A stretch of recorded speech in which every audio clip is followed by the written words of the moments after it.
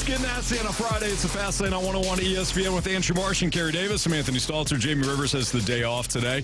You know you can always participate in the show. We'd love to have you. Air Comfort Service text line 314-399-9646. If you want to leave us a mic drop, you can do that as well. 101 ESPN app is completely free to use. You can use the mic drop feature at any point.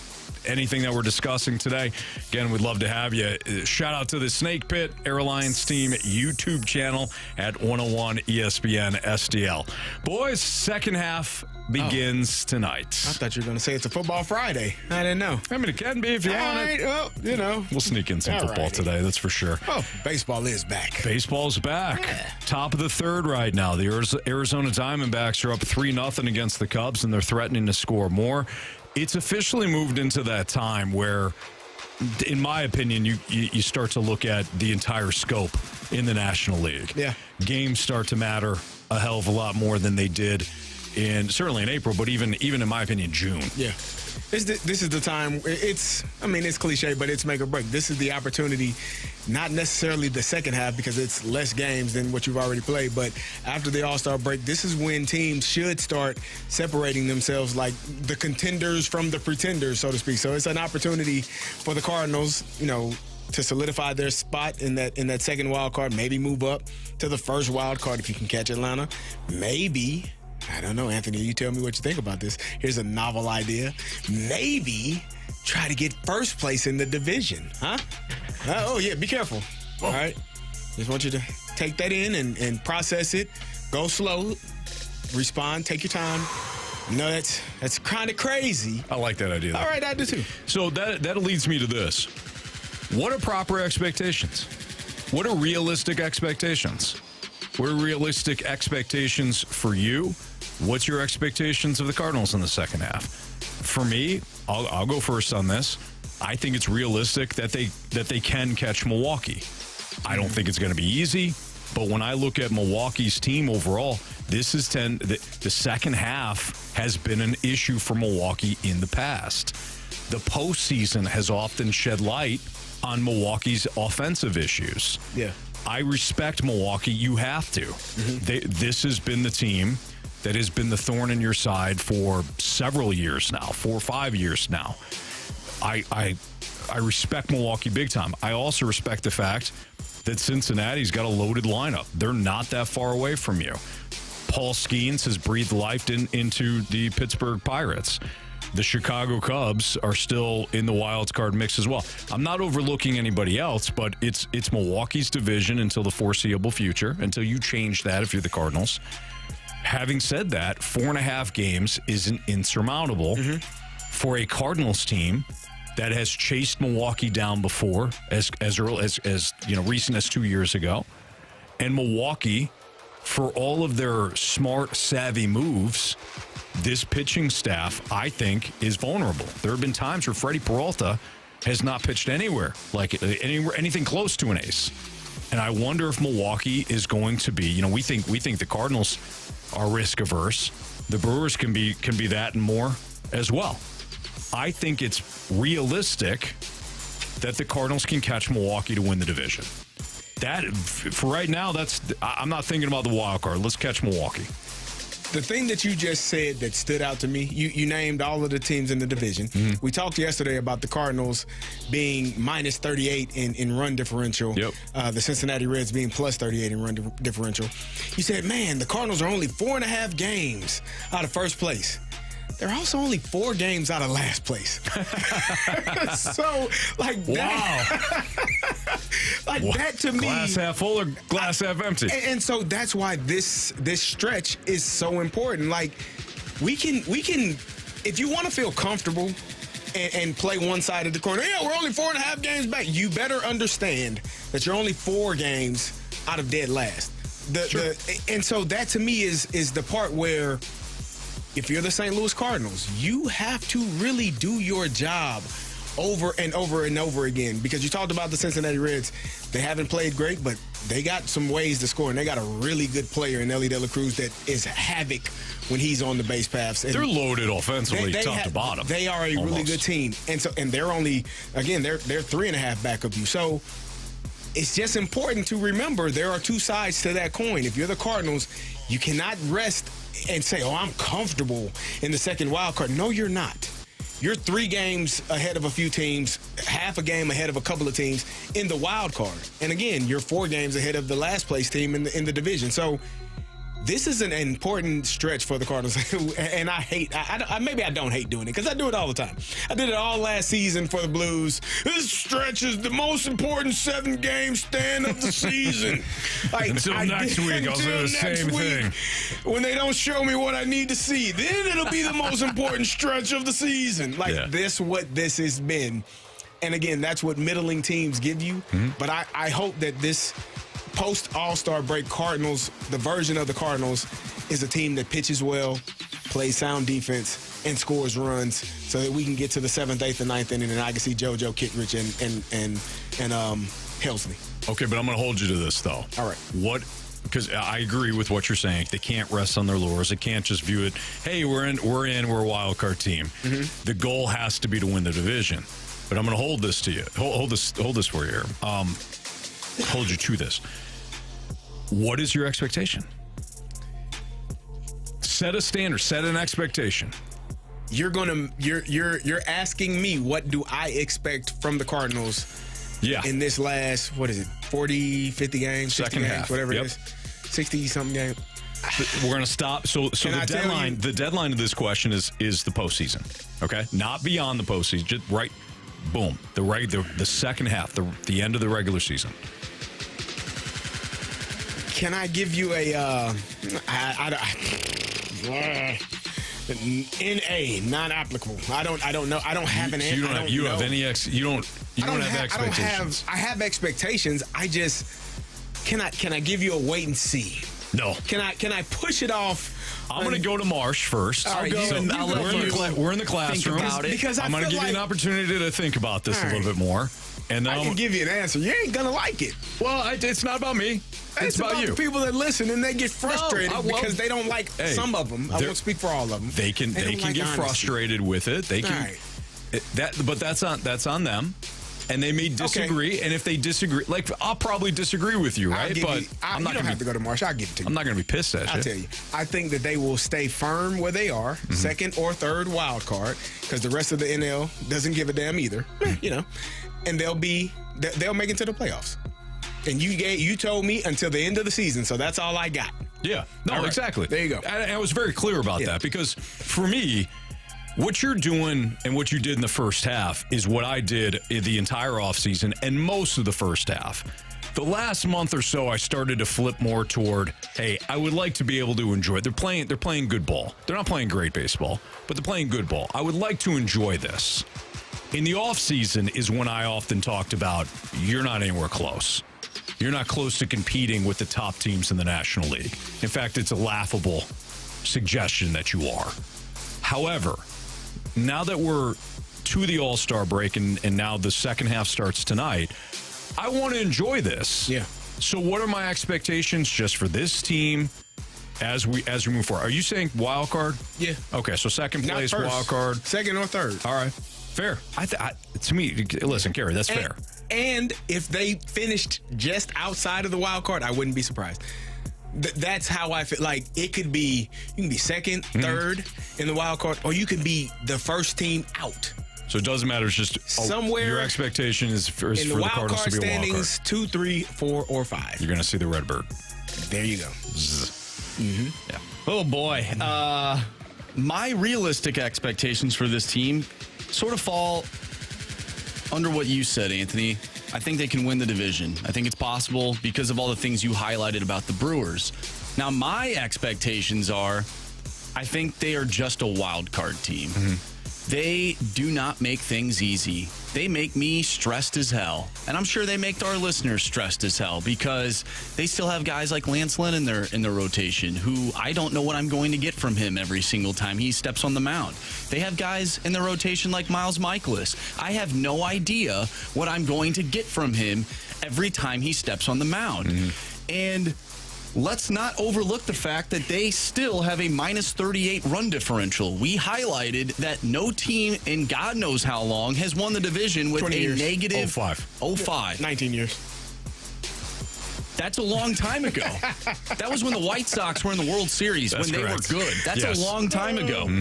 Minus 38 run differential.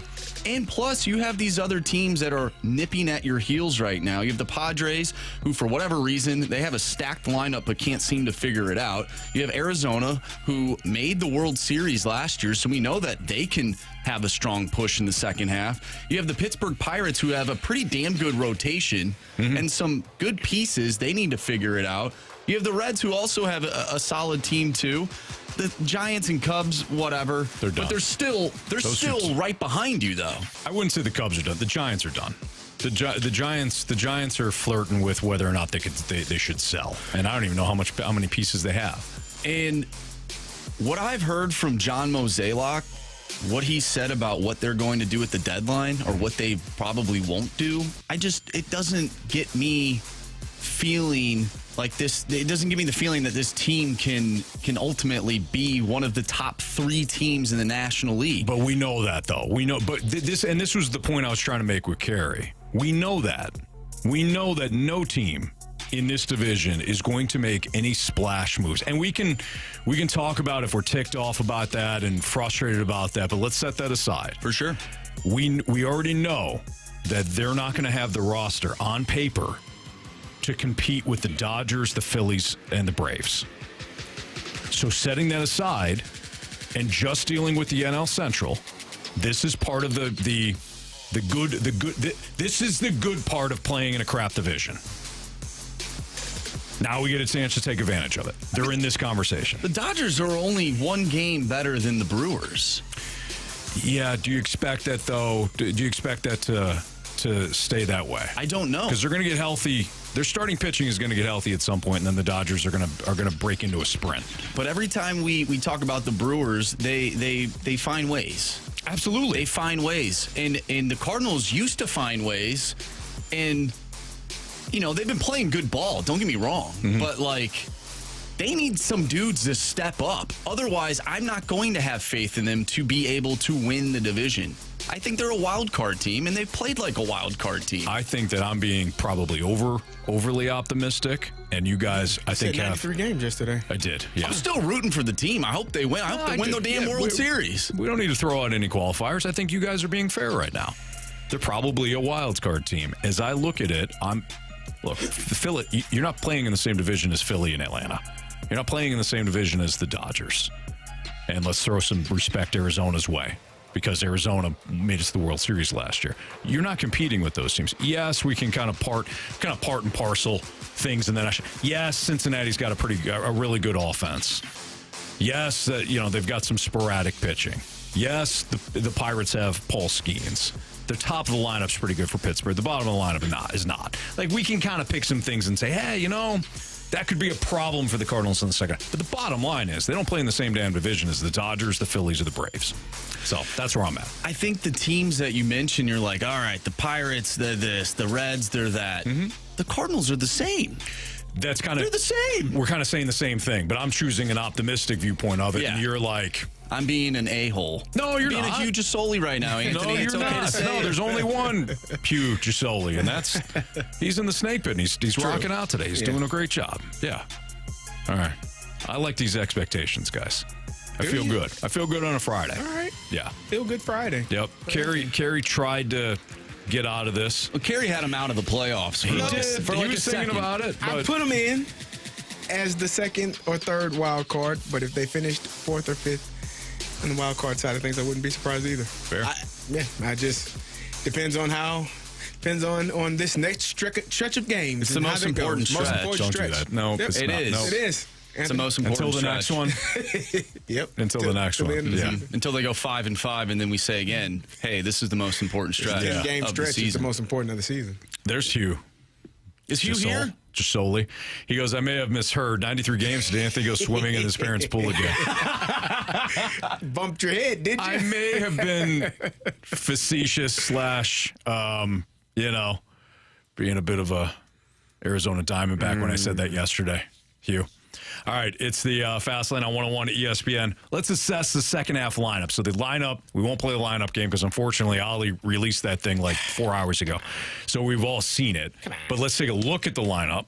We'll play our home run derby. We'll take a look at the lineup because Marsh brought up a good point to us in our meeting, pre-show meeting. He said, "Is this the playoff lineup?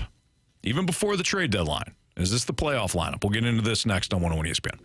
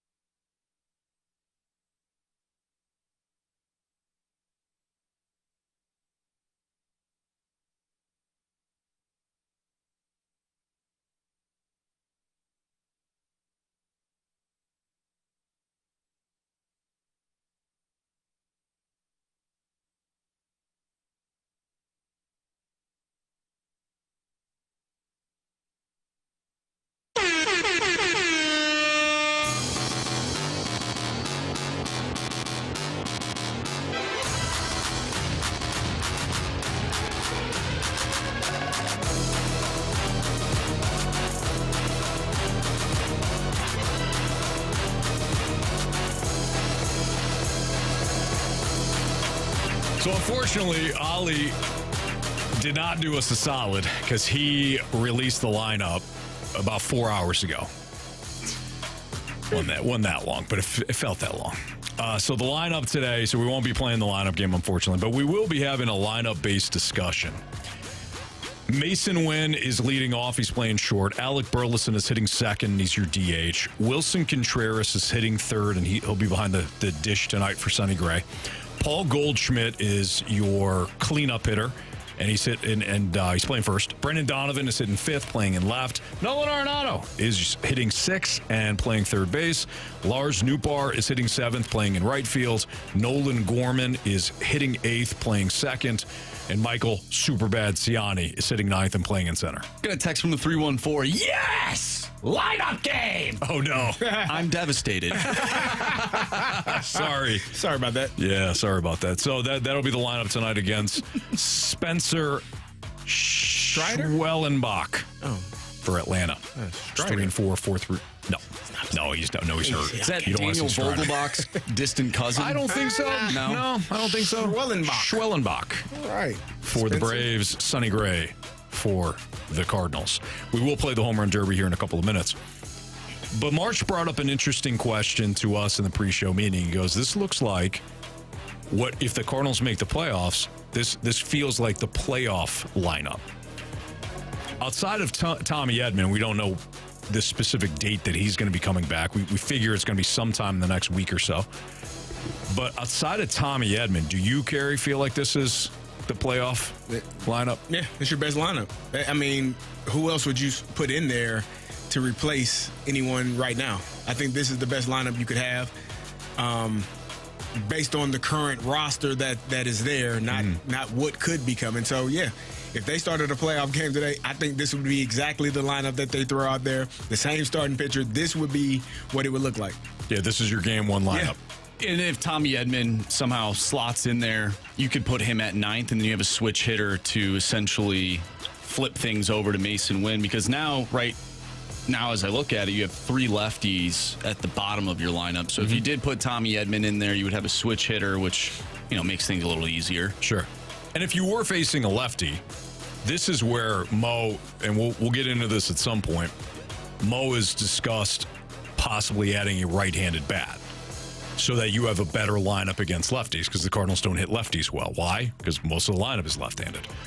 So you might swap out one of these guys for a right-handed bat, probably Ciani, if you were to add somebody at the deadline. Otherwise, I agree with you guys. This is the lineup. So the subsequent question is, how do you feel about it?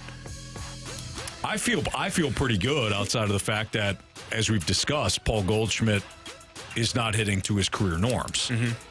If he starts to hit to use the cliched line, but if he starts to hit like the back of his baseball card, things change dramatically for this offense. I wonder at what point do we stop saying if? Like, is there a end of the season? At the very end of the season, where we say, oh yeah, going into the last week of the season, we'll still say, if Paul Goldschmidt hits like the back of that baseball card, the Cardinals got a chance. Yep. Okay. You okay? The only other thing that you can do is acquire a right-handed bat that you can hit cleanup and then move Paul Goldschmidt out of that spot. But then I've asked this question before. Somebody on this roster has to sit on the bench now. That's correct. So it's Michael Ciani.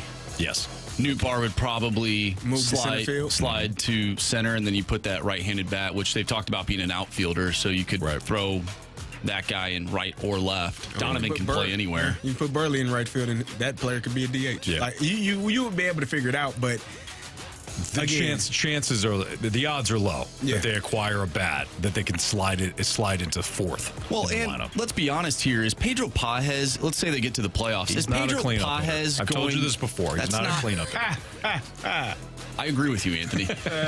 Is Pedro Pages even going to play in the postseason? No. So, okay. There you go. I mean, I guess you would have to have a backup catcher. Well, yeah, of course, but he's not. I don't think he would play in the postseason. To me, well, we're getting ahead of ourselves, but to me, I would think that you would want Ivan Herrera as the backup catcher. You want the bat. You want the bat off the bench. Yeah. But you don't, because if Wilson Contreras would get hurt, okay, you could survive with Ivan Herrera. Then you can change the roster the following Could series. Herrera be the right-handed bat? Because again, at the beginning of the season, you were angry when Herrera and Contreras weren't playing at the same time. And rightfully so. You weren't With wrong. nobody hitting. You were not wrong. So could he be your DH? Now again, you're having Wilson Contreras catch every game, but it's the playoffs. Hey, deal with it. You're not playing. You'll be fine. You're fine. Play. But could that be a route that they went? Could you see that happening? I would rather see them give, and this is just my opinion, I'd rather see them use Ivan Herrera in that manner than give up assets and bring in Kevin Pillar or a Kevin Pillar type. I would rather see Ivan Herrera have those at-bats than pretty much anyone that is available that I think the Cardinals would go after. Yes. Not named Luis Robert. Robert, yeah. Yeah. Is it Robert or Robert? Because I've seen it. Yeah. It's tomato. Robert. It's I guess it depends on where you're Luis from. Robert, but, I've heard it that way too. Early on, it was Robert. Luis Robert. I like Luis Robert. Okay. That was Mike Stanton early on, too. Yeah, well, yes, it was. Do you think? It's a long time. Obviously, the Cardinals People are have playing. no idea who that is. Some people are like, who the hell is Mike Stanton? Is that Giancarlo Stanton's brother? No. No, it's him. Actually, It's the same Giancarlo. guy. Do you think this Cardinals team is better than this Braves team?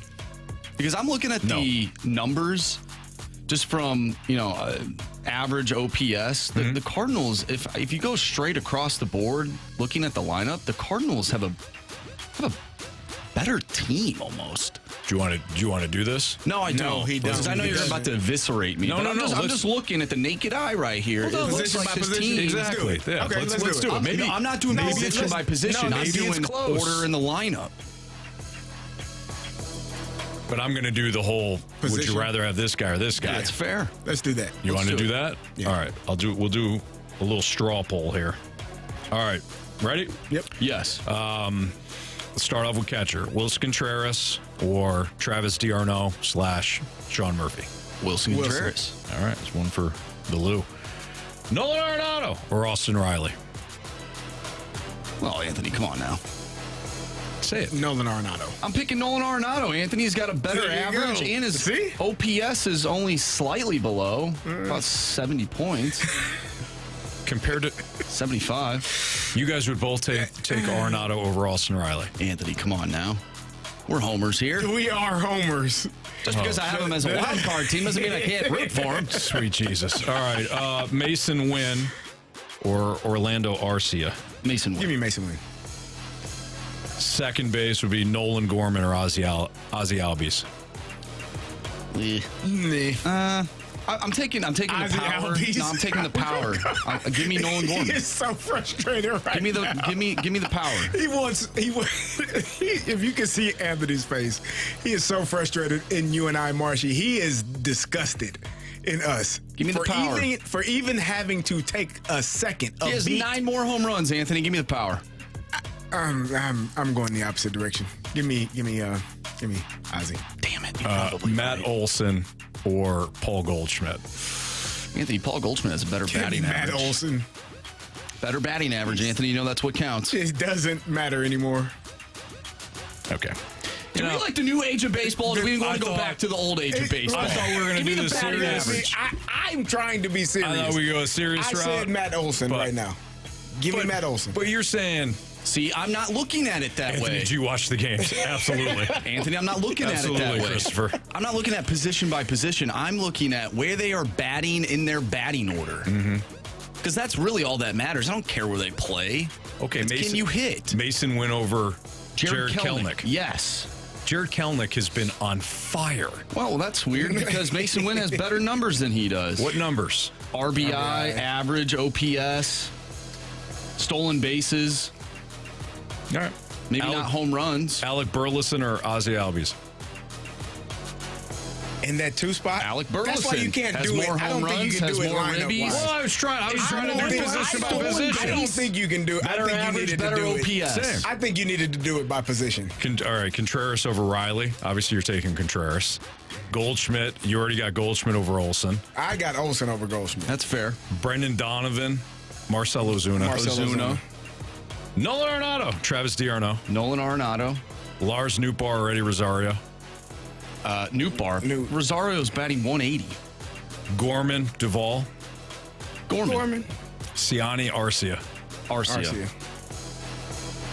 See, when you look at it that way, it's a little bit different. It's a little different. He made it so it made sense. I see what you And did there, that Marshall. is how you cherry pick an argument, Anthony. That was That's well how done. you do it. That was well done. I'm going to take a second here, collect myself, and then I'm going to come back. And we're going to come back with what's trending next on 101 ESPN. Coverage of 101 ESPN is presented by Underline.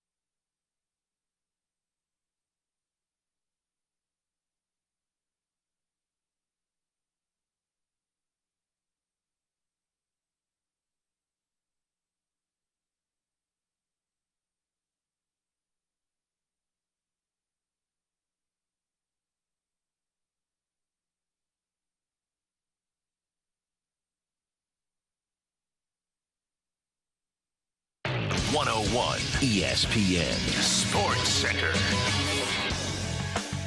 I'm Andrew Marsh. It's time for a SportsCenter update driven by Johnny Londoff Chevrolet and Johnny Londoff Autoplex. The Cardinals are back in action tonight, taking on the Atlanta Braves as Sonny Gray will take the mound, going up against Spencer Schwellenbach. First pitch is at 6:20.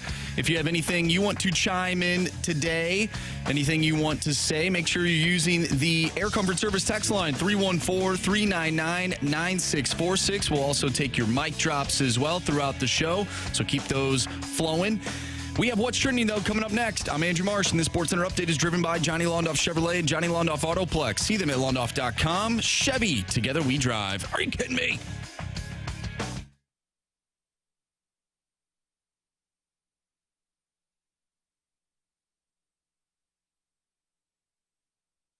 It's time to find out what's going on in the sports world with What's Trending Now. Brought to you by Goodwill. Donate a car and get tickets to the St. Louis Cardinals.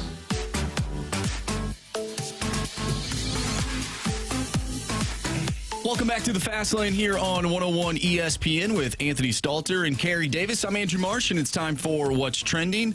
Guys, we have not talked about ESPN's top 100 athletes of the 2000s. Shame on us.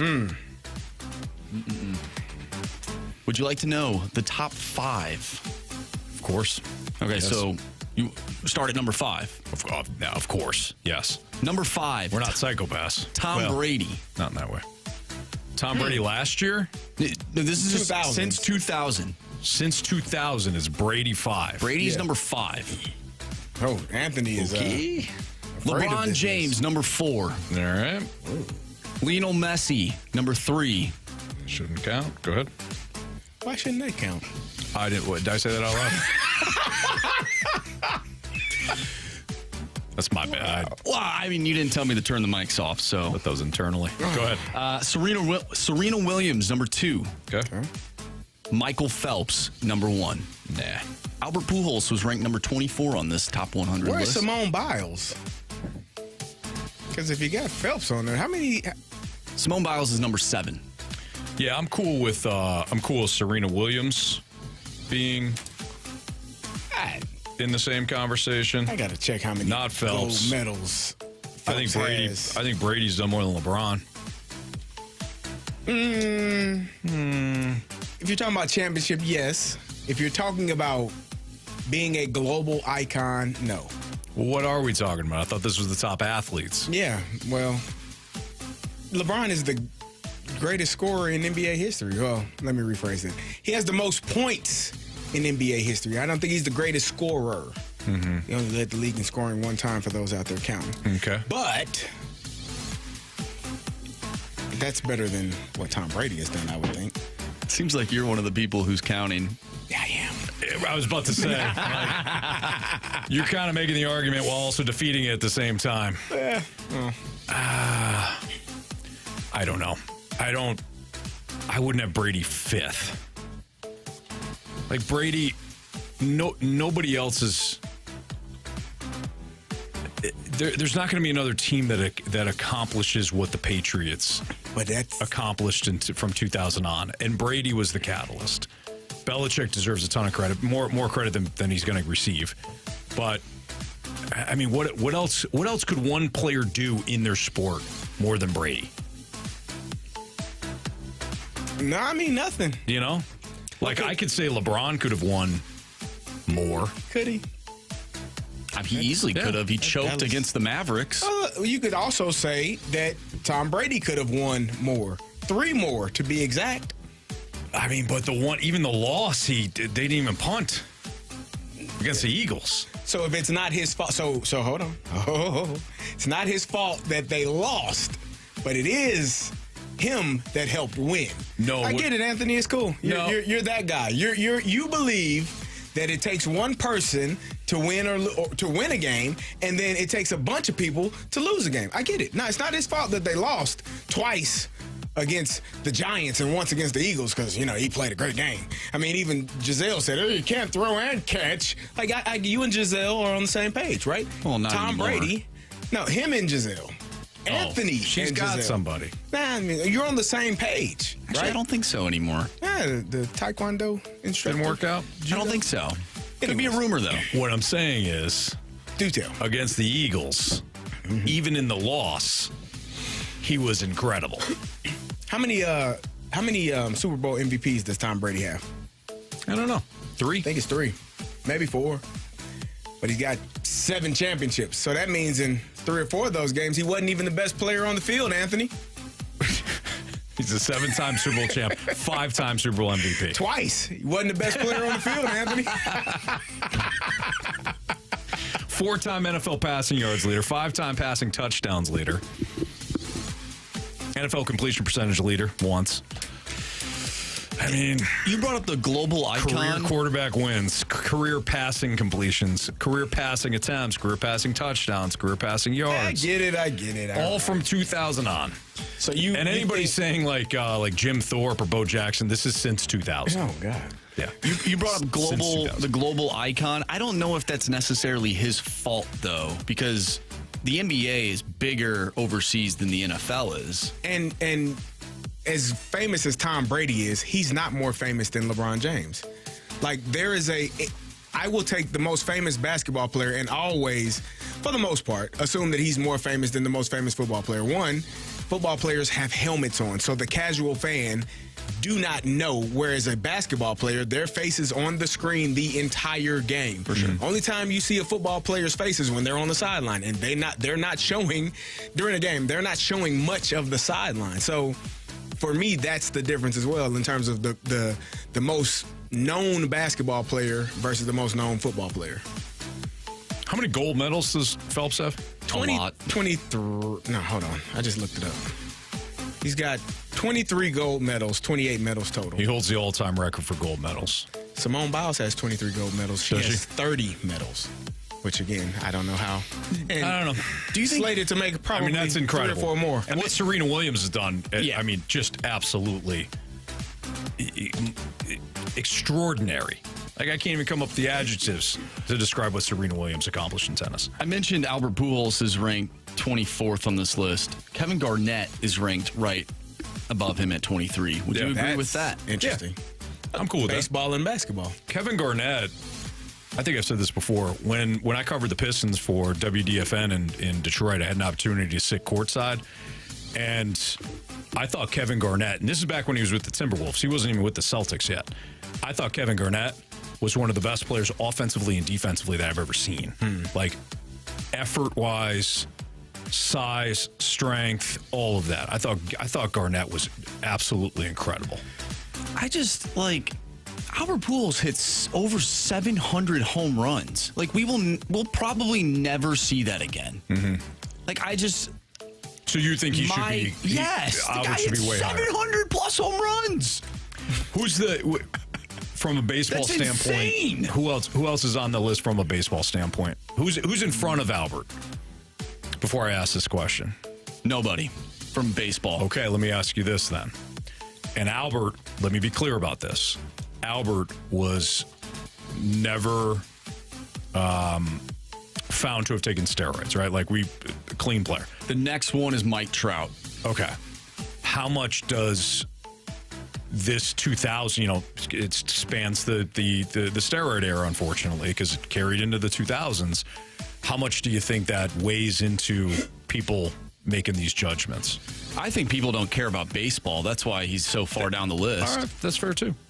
And again, I want to be clear. I'm not saying that they feel as though that Albert took PEDs or anything like that. I'm just saying that just from their standpoint as they're making these rankings, does that factor in at all since it's from 2000 on? No, I simply think that these people who came up with this list don't care about baseball compared to all these other sports. And no, I'm not trying to diminish anything that these other athletes have done because they are amazing. Yeah. But I think hitting a baseball is one of the hardest things to ever do. Yeah. And the fact that Absolutely. he hit 700 plus home runs and played as long as he did. No question. He probably could have had more, to be honest, if he didn't get injured. Marsh, Albert Pujols, in my time, and I had the good opportunity of watching, Ken Griffey Jr. and Barry Bonds and Tony Gwynn and Kirby Puckett, and the list goes on.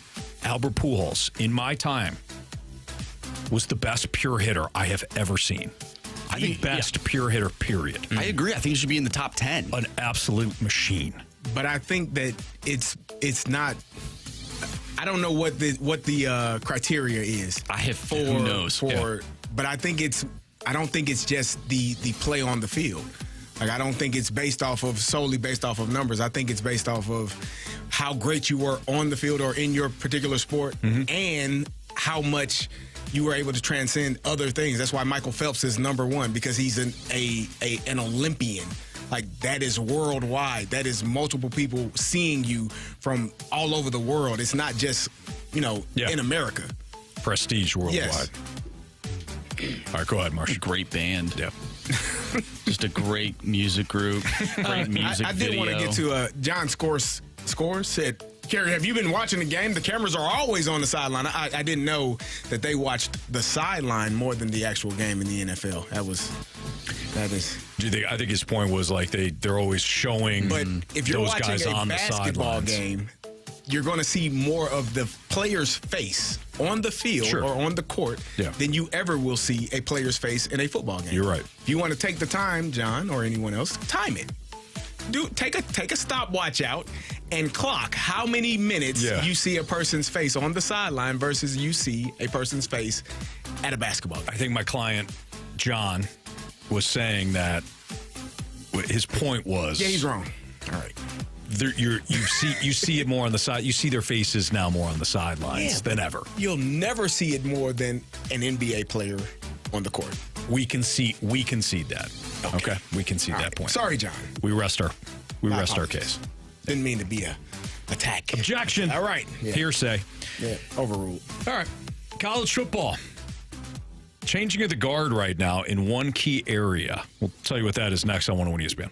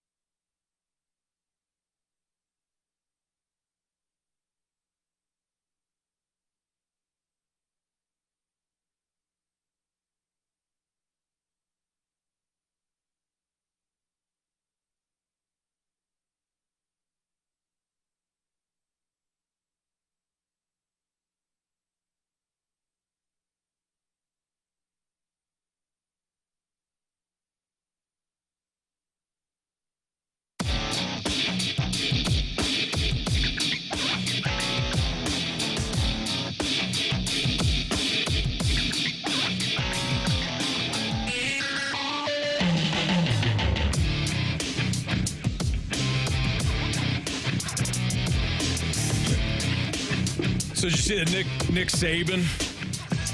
You're right. I did the same thing Jamie did. I thought I hit the button. Hit the wrong button. No, I did actually hit the button. Coming back from a segment, you're coming back from a break. Yeah. If you're holding it down when the mic goes on, I don't think it works. It doesn't. Yeah. I've learned that as well. Jamie just flat out thought that he was holding the button down when he turned down his earphone or his the headphones. Headphones. Yeah. Thank you. The headphone audio. All right, with Carey Davis. Speaking of Jamie, Jamie's out today with Carey Davis and Andrew Marsh and Anthony Stalter. Did you see that Nick Saban is going to have his name put on the field down there in Tuscaloosa?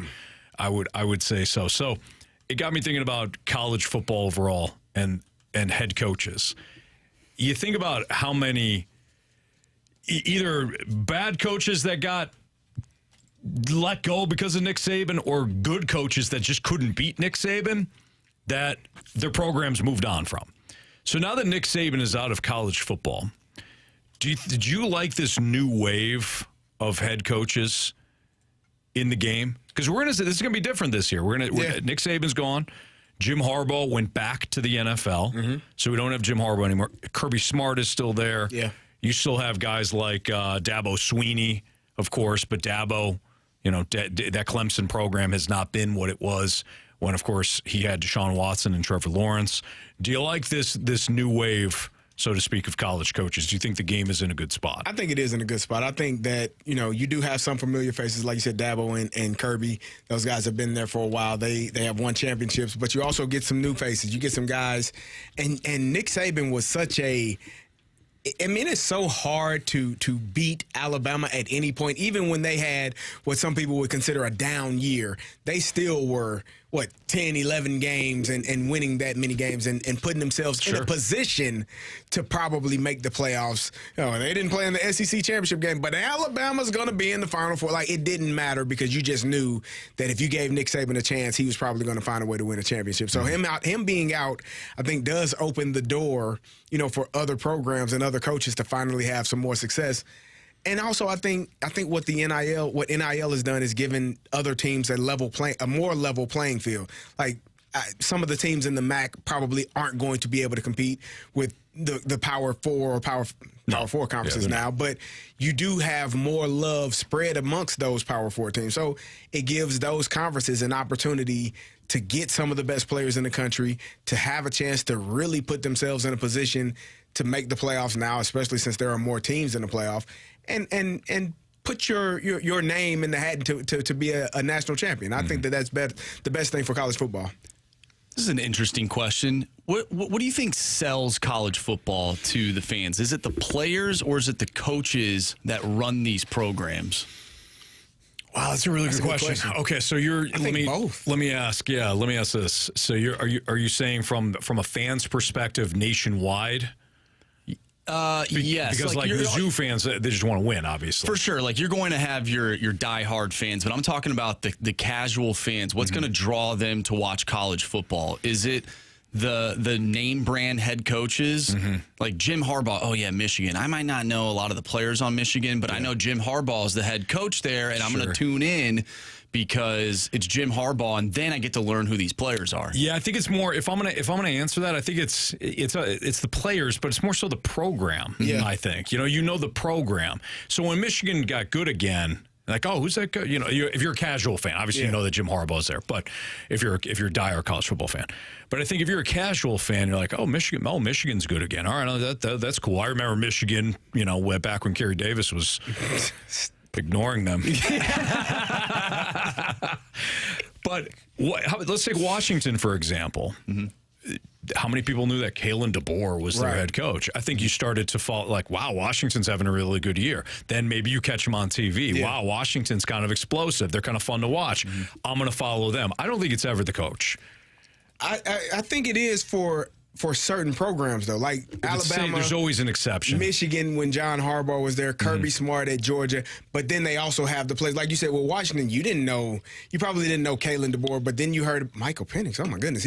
Who's Rome Odunze? Oh, these guys are really good football players, and you start to learn about, but I would say, I think a place like Oregon, you might think, I don't think you think Bo Nix first, you probably think Dan Lanning. So it depends on the program as to who you think of first, which person or which group of people bring you to the program so you can learn about the other side of it. Yeah. So it's I think it's based program to program. I think it's program 1, players 2, head coach 3, unless it's the exception. Yeah. Unless it's the Brady rule. Correct. Like Tom, it's always Brady. So you have to eliminate Brady. You have to eliminate Nick Saban from this conversation. Yeah. But I'll give you a perfect example about why I don't think it's the head coach. One of the best coaches in college football is Kyle Whittingham.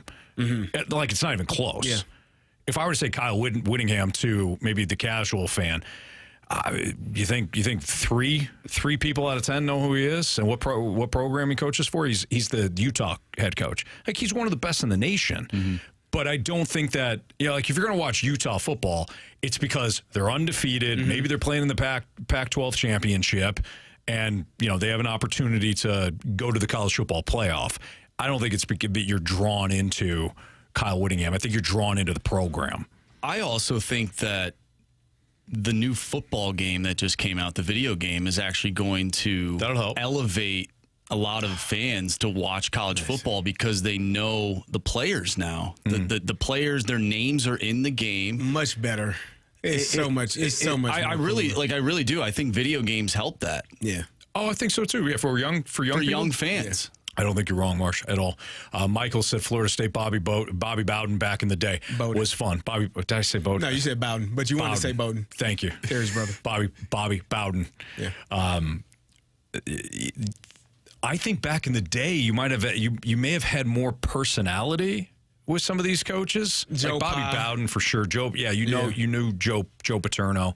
You knew some of these. Maybe you knew the program because the head coach had been there for 20 years. Yeah. That's probably more so the case as well. Like, if you say Iowa, you think Kirk Ferentz. Like, you know some of these programs based on how long the coaches have been there because the players cycle in and out. But if that coach is there for 5, 10, 15 years, like Nick Saban at Alabama, no matter who's on the roster, who the head coach is. Absolutely. So I think it does. It's certain programs and then those specific coaches, Dabo Swinney, he's there.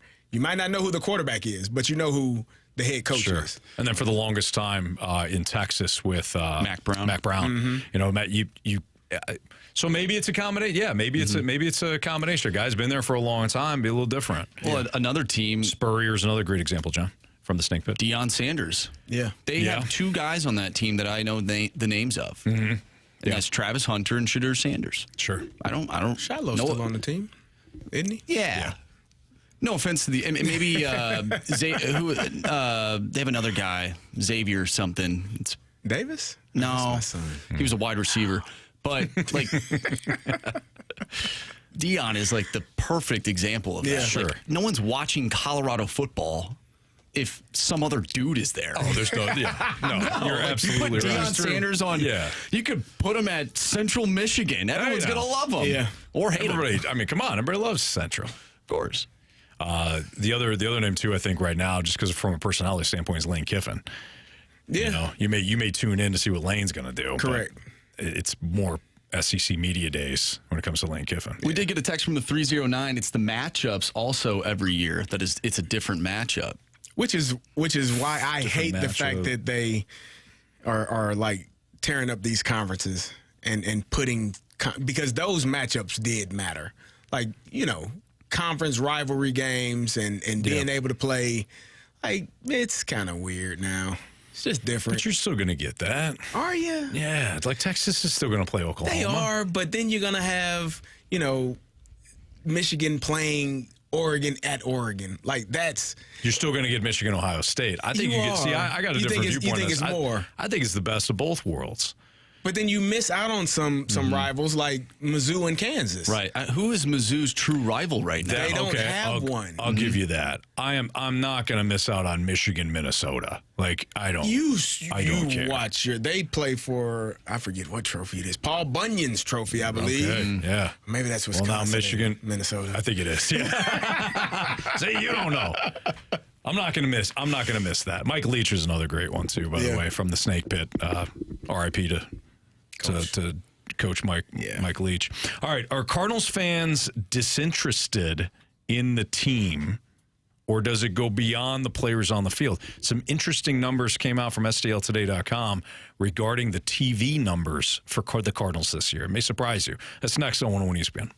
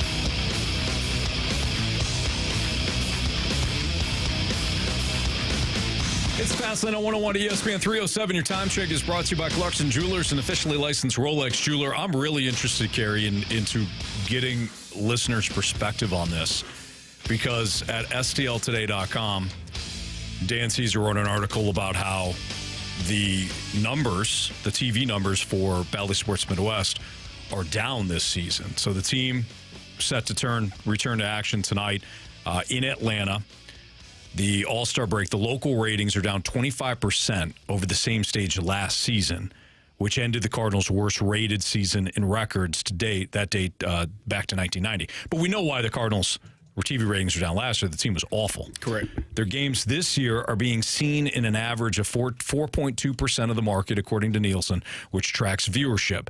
It's how it ends up, according to STLtoday.com. It would be significantly below the 5.2 figure that Bally Sports Midwest drew last year and continue a downward spiral. In the 5 years before the coronavirus pandemic hit, the Cardinals' local rating averaged 7.9.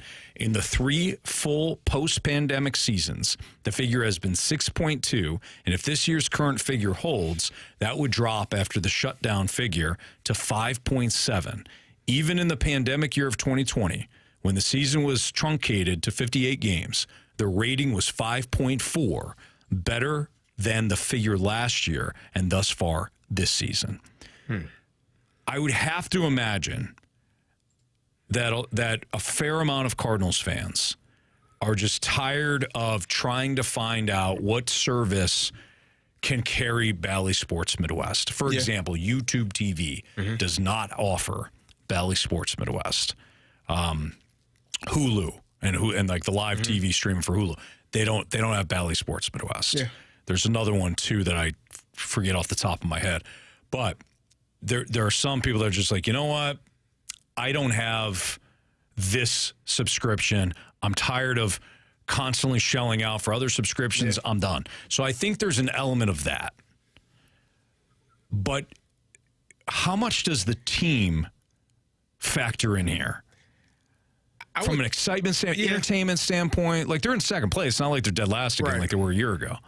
I think if the team was more exciting, you would find a way to watch the games. So part of it could be, we talked about this a couple of weeks ago. So many people have cut the cord and are not choosing to have cable. I keep my Spectrum because I can watch Bally's and watch the Cardinals game every single night. Yeah. Whereas some people are like, nah, I don't want to have cable. I'll deal with all of these different apps, and I'll pay the same amount as cable, but I'll be able to watch some of my other favorite shows. Sure. And if I can't watch the Cardinals game, like we watch it every single night because it's part of our job. But someone else who is not as invested in a team that they may not want to watch or may not feel is as good, they don't have a requirement, they don't have a need to watch it every single day. So I think it's probably both of those. The team not being as exciting as maybe some other teams, not having a Shohei Ohtani or an Aaron Judge that you feel like a Paul Skeens that you feel like is must-see TV, and people are not tuned in because they don't have the availability to watch it because they don't have that service that allows them to watch it. So we are getting some comments here. Andy says, that's exactly it, Anthony. I loved YouTube TV. I really wish Bally's would be on there. It's the best streaming service out there. So then I had to fork out an extra $35 a month just to get Bally's. I think that's a big part of it. If you're somebody like Andy, and Andy's not going to be the only one, and Andy's in our snake pit right now, and if you want to participate in the conversation, great, love to have you, because it really is just kind of open. Like, there's no wrong answers here. Like, why do you think TV ratings are down? And if you're Andy, you're factoring in various things. Do I want to add another subscription service, $35 a month just to watch the Cardinals? Oh, the April they stink, so maybe you don't renew in May. And maybe you realize, you know what? I can kind of catch the highlights or whatever. I'm good. Then they start playing a little bit better. Maybe you buy it again for June. So a la carte is good from the standpoint of you can pick and choose when you want to pick up that subscription again. However, it's not great for the teams. You almost have to you have to play better. You have to play well. You have to put on an exciting product, which I don't think is a bad thing. No, I agree. So maybe, and I don't think it works this way. I don't think the Cardinals operate this way. But you got to wonder if you're in that front office and you're seeing these ratings, and you're saying, well, what the hell? The team's in second place. Why aren't? Yeah. But again, It's the Are you entertainment value. entertaining Are you not your fan entertained? base? There you go. Like, if you're not entertained, you're not going to. It's not must-see TV. Like, if you don't have that player or players that excite you every single night. And again, baseball, this works to a disadvantage for baseball because it's so many games where you're like, you can miss. If you're a casual fan, you can miss a week, 2 weeks worth of baseball and not really have missed anything and catch right back up to what's going on. And so to me, it's like that's part of it. And if you don't have a team that have those must-see players that you want to see every single night, you're not going to be able. You don't have the desire or the need to tune in every single day. I also think Major League Baseball does itself a disservice by offering the MLB network, or the MLB TV app, program, all that. But then if you're in the area, it blacks you out. Watch it. Yeah, it's that to me is it's alienating your fan base. Does a disservice. Because we've talked about that as well, because baseball is such a regional sport. If I can't watch the team in my region, I don't care what the Arizona Diamondbacks are doing on a Tuesday night. Like, it doesn't impact me. But if you're blacking out the games that I do want to watch because I'm unable to watch it anywhere else, then you're ruining the experience for that fan. If you're a Cardinals fan in Florida, you benefit more from being able to go on MLB TV and watching your Cardinals from Florida than you do here in St. Louis. I just find that ridiculous. Yeah. Like that's absurd to me. So I think there's that factor as well. But to me, it's not just the entertaining like players. If the Cardinals let's say the Cardinals had the Phillies record, but the same players, I think that the TV ratings would be way higher. People want to watch a winner. If they had the record but not the players? Yeah. They're 62 know. and 34. I don't think it's because to me, I don't. Do you Can really you have care? that record without having those players, though? Without having that pitching staff, without having Bryce Harper? Probably not. Okay, all right. But follow me with the hypothetical here. I still think that if you had a group, Cleveland's got a 58 and 37 record. Okay. Yeah, they got Jose Ramirez, but Jose Ramirez is vastly underrated still. I mean, even with the numbers, that is not a household name. Right. Diehard baseball fans know who Jose Ramirez is and appreciate what he does. But Cleveland at 58 and 37, that is not an all-star chalk-fill roster. Yet, if that roster was here in St. Louis and you're 58 and 37, I don't think these TV ratings are where they are right now. I think they would be. Really? Yeah. Because this isn't New York. Like, but Yankees fans demand star power. Yeah, but you're the Cardinals. The Cardinals are what, 50? What's their record? They are 50 and 46. 50 and 46. Like, that's not such a drastic jump where, 6 or 7 more games you won, now I need to tune in. But if you're 15 games more, if you're 60 plus right now, and you got guys like I just spoke about, the pitching staff that the Phillies have and the roster that they have. Yeah, I want to see that. I want to watch that. But here, like, that's why Mason Wynn, in my opinion, is so important to this team and for this organization, because he is a young superstar, in my opinion. He's a guy that can eventually be the must-see TV, making plays at shortstop and having a rocket arm, plays that most people are going to be safe on. He's going to throw them out. So that is important. Those are the things that people want to see, the excitement. Like, if it's not exciting, people are not going to be have a desire to tune in. Well, if you want to participate in this conversation, great. Again, send in mic drop. Leave us a mic drop via the 101 ESPN app. You can also send in some Air Comfort Service text line, 314-399-9646 comments. And we can open this back up a little bit later on if people want to chime in. But again, I thought it was interesting. The Cardinals TV ratings are down. And, you know, in defense of Bally Sports Midwest, at least they had their their main guy, the director, saying that they expect the numbers to increase. I don't know what else he's going to say, but increase in the second half and sustain that momentum heading into the All-Star break, coming out of it. It's Fastlane on 101 ESPN. Why wouldn't the Cardinals bring back Jack Flaherty? Well, one Cardinals beat writer, suggests that they probably won't be interested in Flaherty. That's next on 101 ESPN.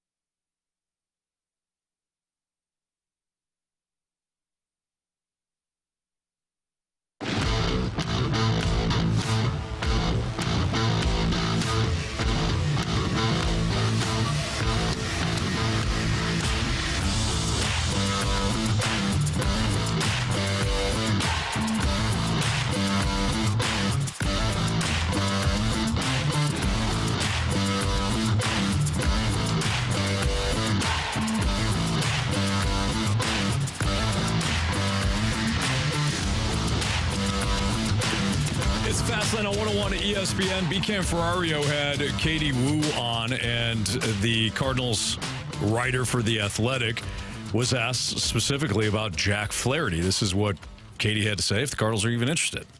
I wish you could see my face right now. No. There's zero. The Cardinals are not going to bring back Jack Flaherty as a rental. He's having a great year, and this is nothing personal to Jack. This is nothing personal to the Cardinals.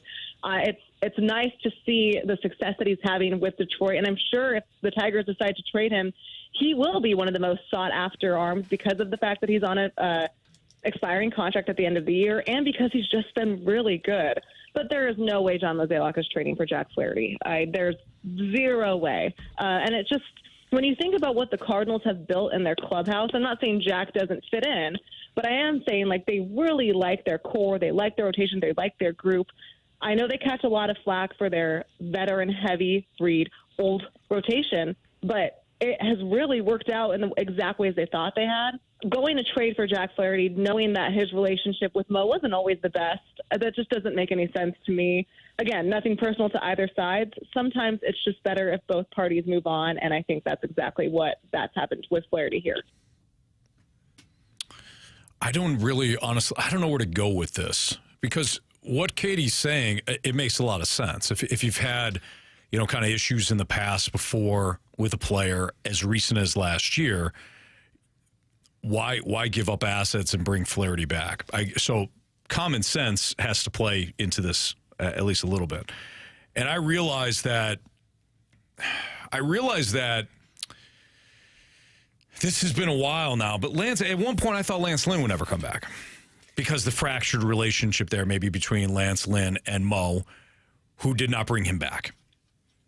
So, it's at what point do you say this guy's going to be better?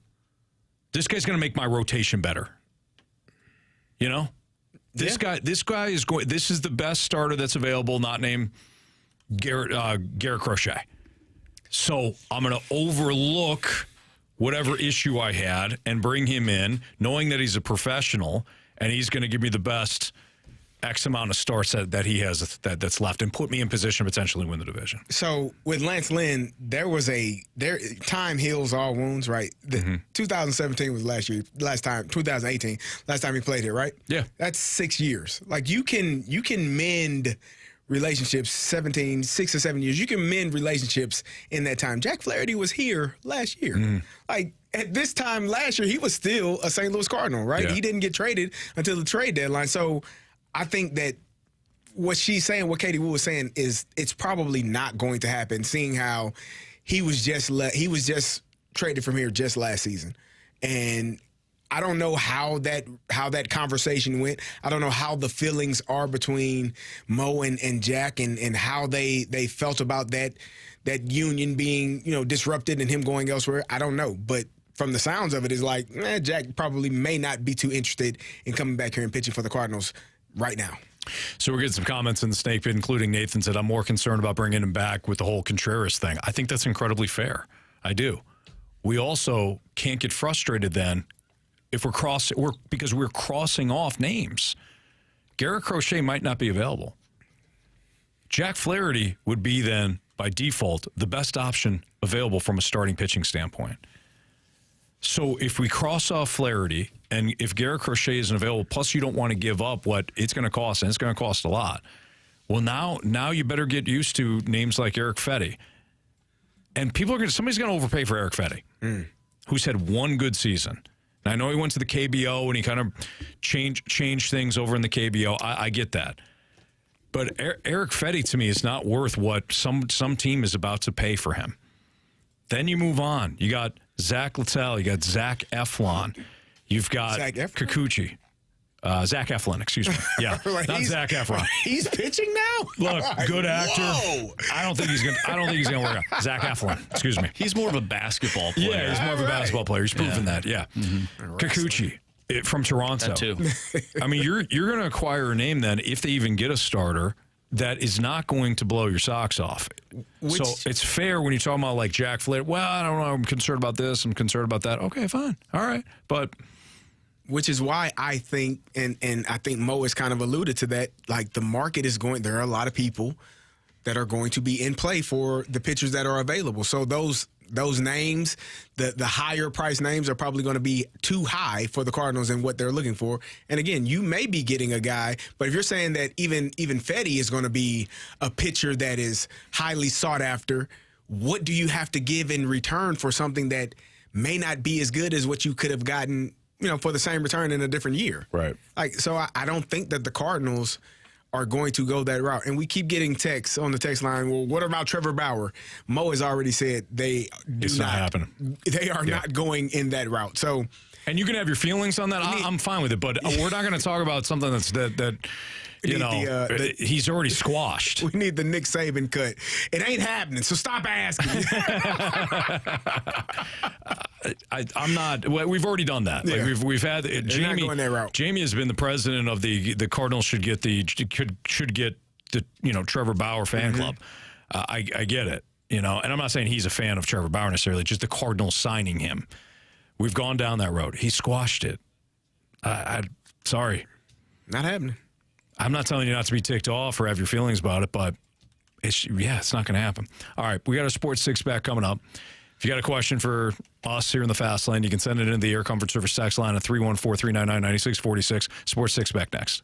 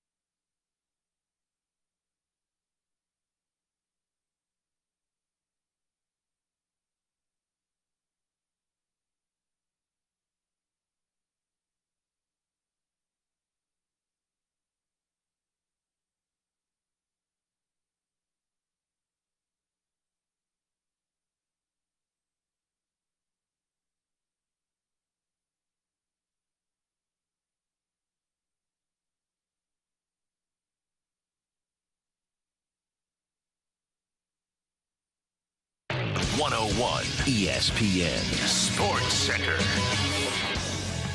I'm Andrew Marsh. It's time for a Sports Center update brought to you by Saliga Heating and Cooling. The Cardinals are back in action tonight after the All-Star break. They're taking on the Atlanta Braves. Sonny Gray on the mound tonight for the Cards, going up against Spencer Schwellenbach. We've been talking all day long about your Cardinals. We even have a mic drop that we want you to answer. The question is, what do the Cardinals have to do for you to be more invested in the team? We talked about the TV ratings being down, so we want to know, what do the Cardinals have to do for you to be more invested in the team? Send us a mic drop. Leave us a text message at the Air Comfort Service text line, which is 314-399-9646. We'll get to those later in the show, but we have our Sports Six-Pack coming up next. So ask us a question. We'll do that next right here in the Fast Lane. I'm Andrew Marsh, and the Sports Center Update is brought to you by Saliga Heating and Cooling, an independent American Standard heating and air conditioning dealer.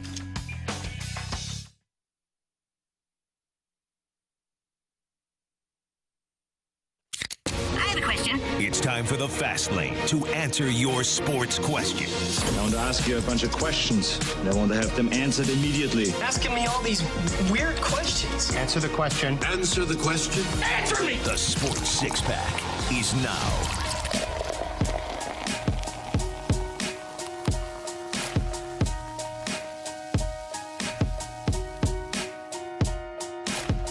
It's a Fast Lane on 101 ESPN. Andrew Marsh, Carey Davis, I'm Anthony Stalter. Time for the Sports Six-Pack. What do you got? Question number one. I was reading the names in the snake pit, and I was trying to go back, but I saw Kyle Pitts along with other very good tight ends, and I got thrown off a little bit. Sorry. Well, Sam Laporta and Travis Kelce. I didn't know what the question was. I just saw local product, Sam Laporta. I've never seen Kyle Pitts, with other really good tight ends in the conversation. Well, he's not a tight end. Exactly. Yep. He's not. He's not. I don't even know if he's a receiver. Oh, there you go. Guy never gets the ball. Tanisha asked the question, and maybe that'll be one of the questions in the six. Oh, all right. Didn't see it. All right, I'm excited. All right, I'm excited. All right, I can't remember if I hit question one or not. Did I? Yeah, you did. Okay. Yep. Sorry. All right. I have all good, Marshy. Let it fly. the memory of a goldfish. Sometimes you need that. It's very true. First question comes from Grant Francis Fan Club. What is your Mount Rushmore of most underrated athletes in sports today? Okay, so like current athletes, Yes. underrated. All right. I got one. Should we do one of each of the major four sports? Could we let's workshop this a little bit. Russell Westbrook. Let's throw out some names. I disagree with that one. He's vastly underrated. Okay. Doesn't get enough love. He's a hell of a basketball player, and for whatever reason, people hate him. Jose Ramirez. I'll throw his name back in there. I'll also throw in Fred Warner, linebacker. Is of the he 49ers. underrated, though? Because he Yes. is outstanding. Name the top 10 defensive players. Go. Well, you're going to have Aaron Donald retire. Yeah, TJ Micah Watt. Parson. Micah Parsons. TJ Watt, Nick Bosa. Right. Jalen Ramsey. I don't think he's in there anymore. Okay. It's another corner that I can't think of right now. I don't know who that is. I'll push back on that. He was pretty damn good with the Dolphins when he did play. Jalen Ramsey, but he's not top 10 defensive player right now. I'm just saying, if we keep plays going, a position that if we keep going, you're gonna name defensive ends, you're gonna name pass rushers, and you're gonna name cornerbacks. Linebacker is not a sexy position, but it is a vital position. He plays everywhere, as you know, in that defense. I know I'm preaching to the choir here, but my point is, if we can't name Fred Warner among the top 10, then he's underrated to me. Okay. And Fred Warner, based on Patrick Surtain, Droid FX throughout there. I mean, we can sit here and name Chris Jones. Chris Jones. We can name a ton of defenders. You don't think he would be on the list? I don't think we'd immediately get to Fred Warner. And I think Fred Warner should Sauce be. Gardner would probably be Sauce, yeah. Okay. Daniil Hunter. Mm-hmm. Yeah.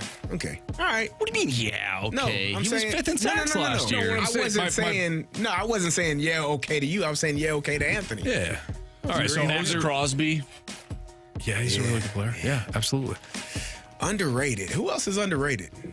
Or most people are rated right where they deserve, I think. Yeah. There's more baseball here. Hold on. Let me look at some of these updated lineups here. Throw out some. Let's see. Mason Wynn is underrated. Possibly. Maybe. It's a good question. Good job, Marshall. Candelario for the Reds, I think, is an underrated player, but not in the same way that like Jose Ramirez is.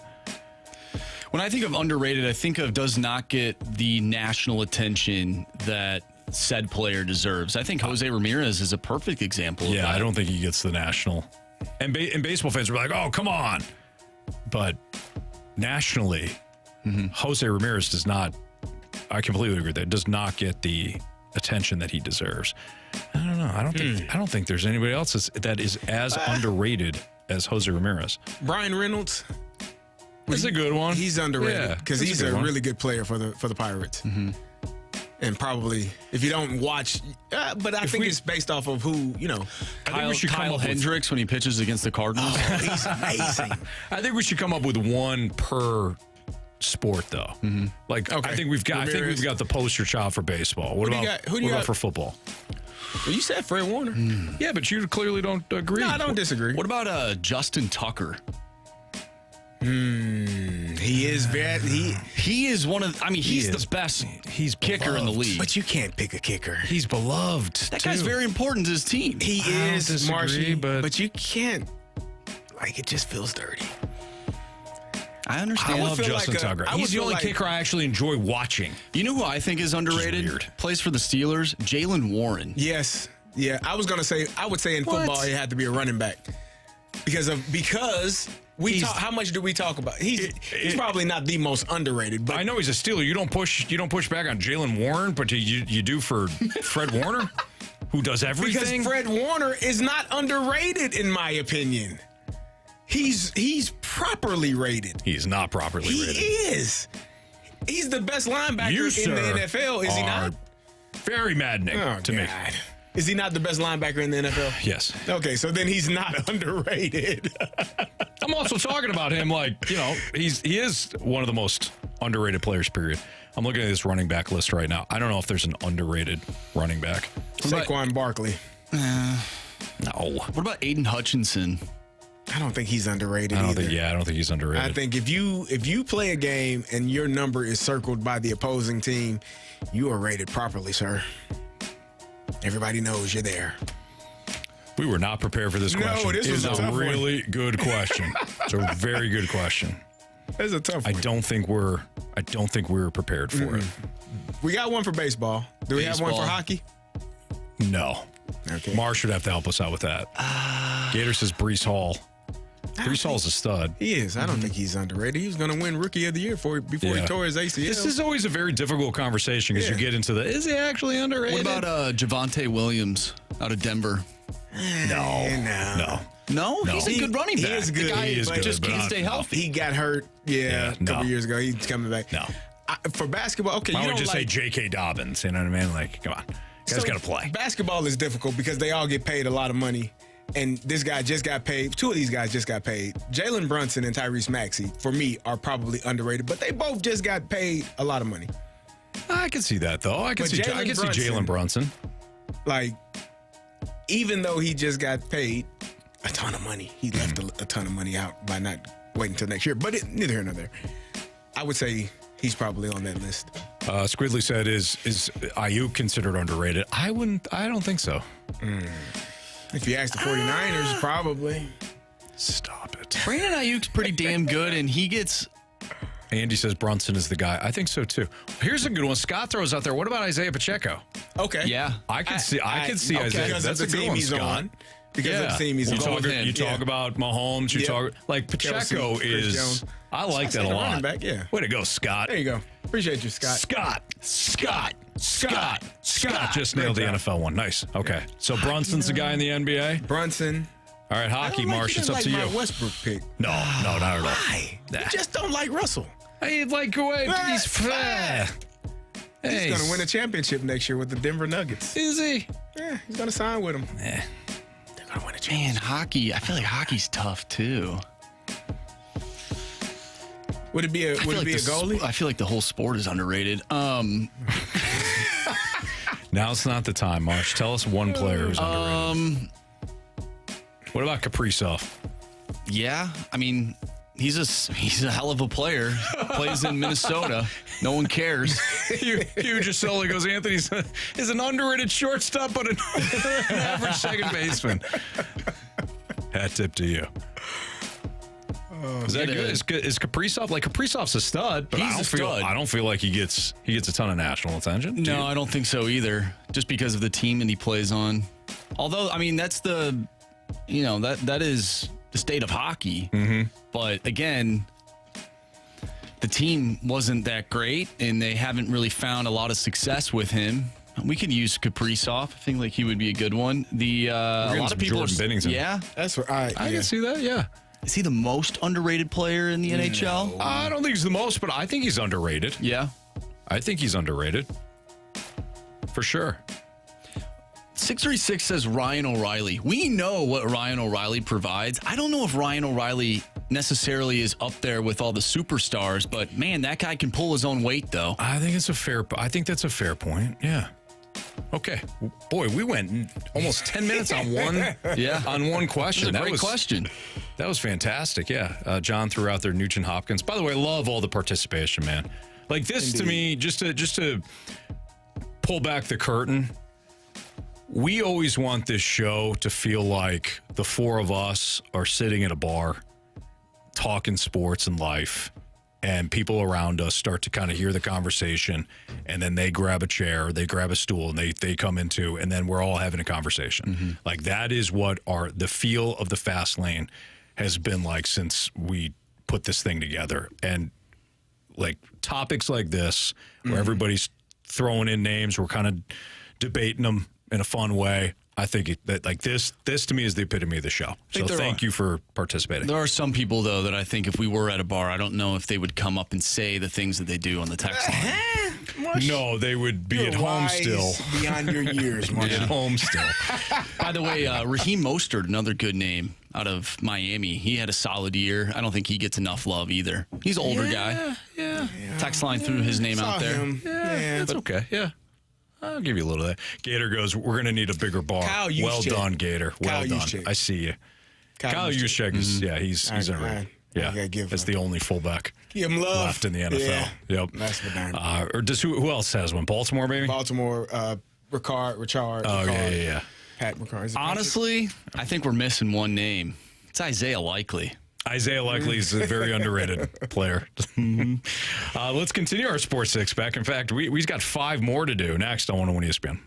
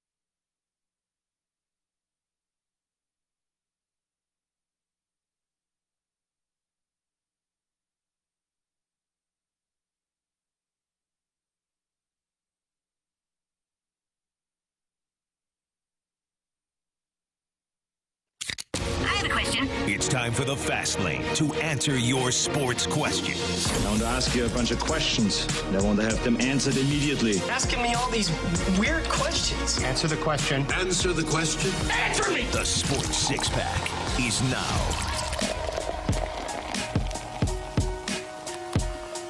It's Fastlane on 101 ESPN. Time for the continuation of the Sports Six Pack. We only got through one question, but it was an awesome question. Whoever sent that in, we appreciate you.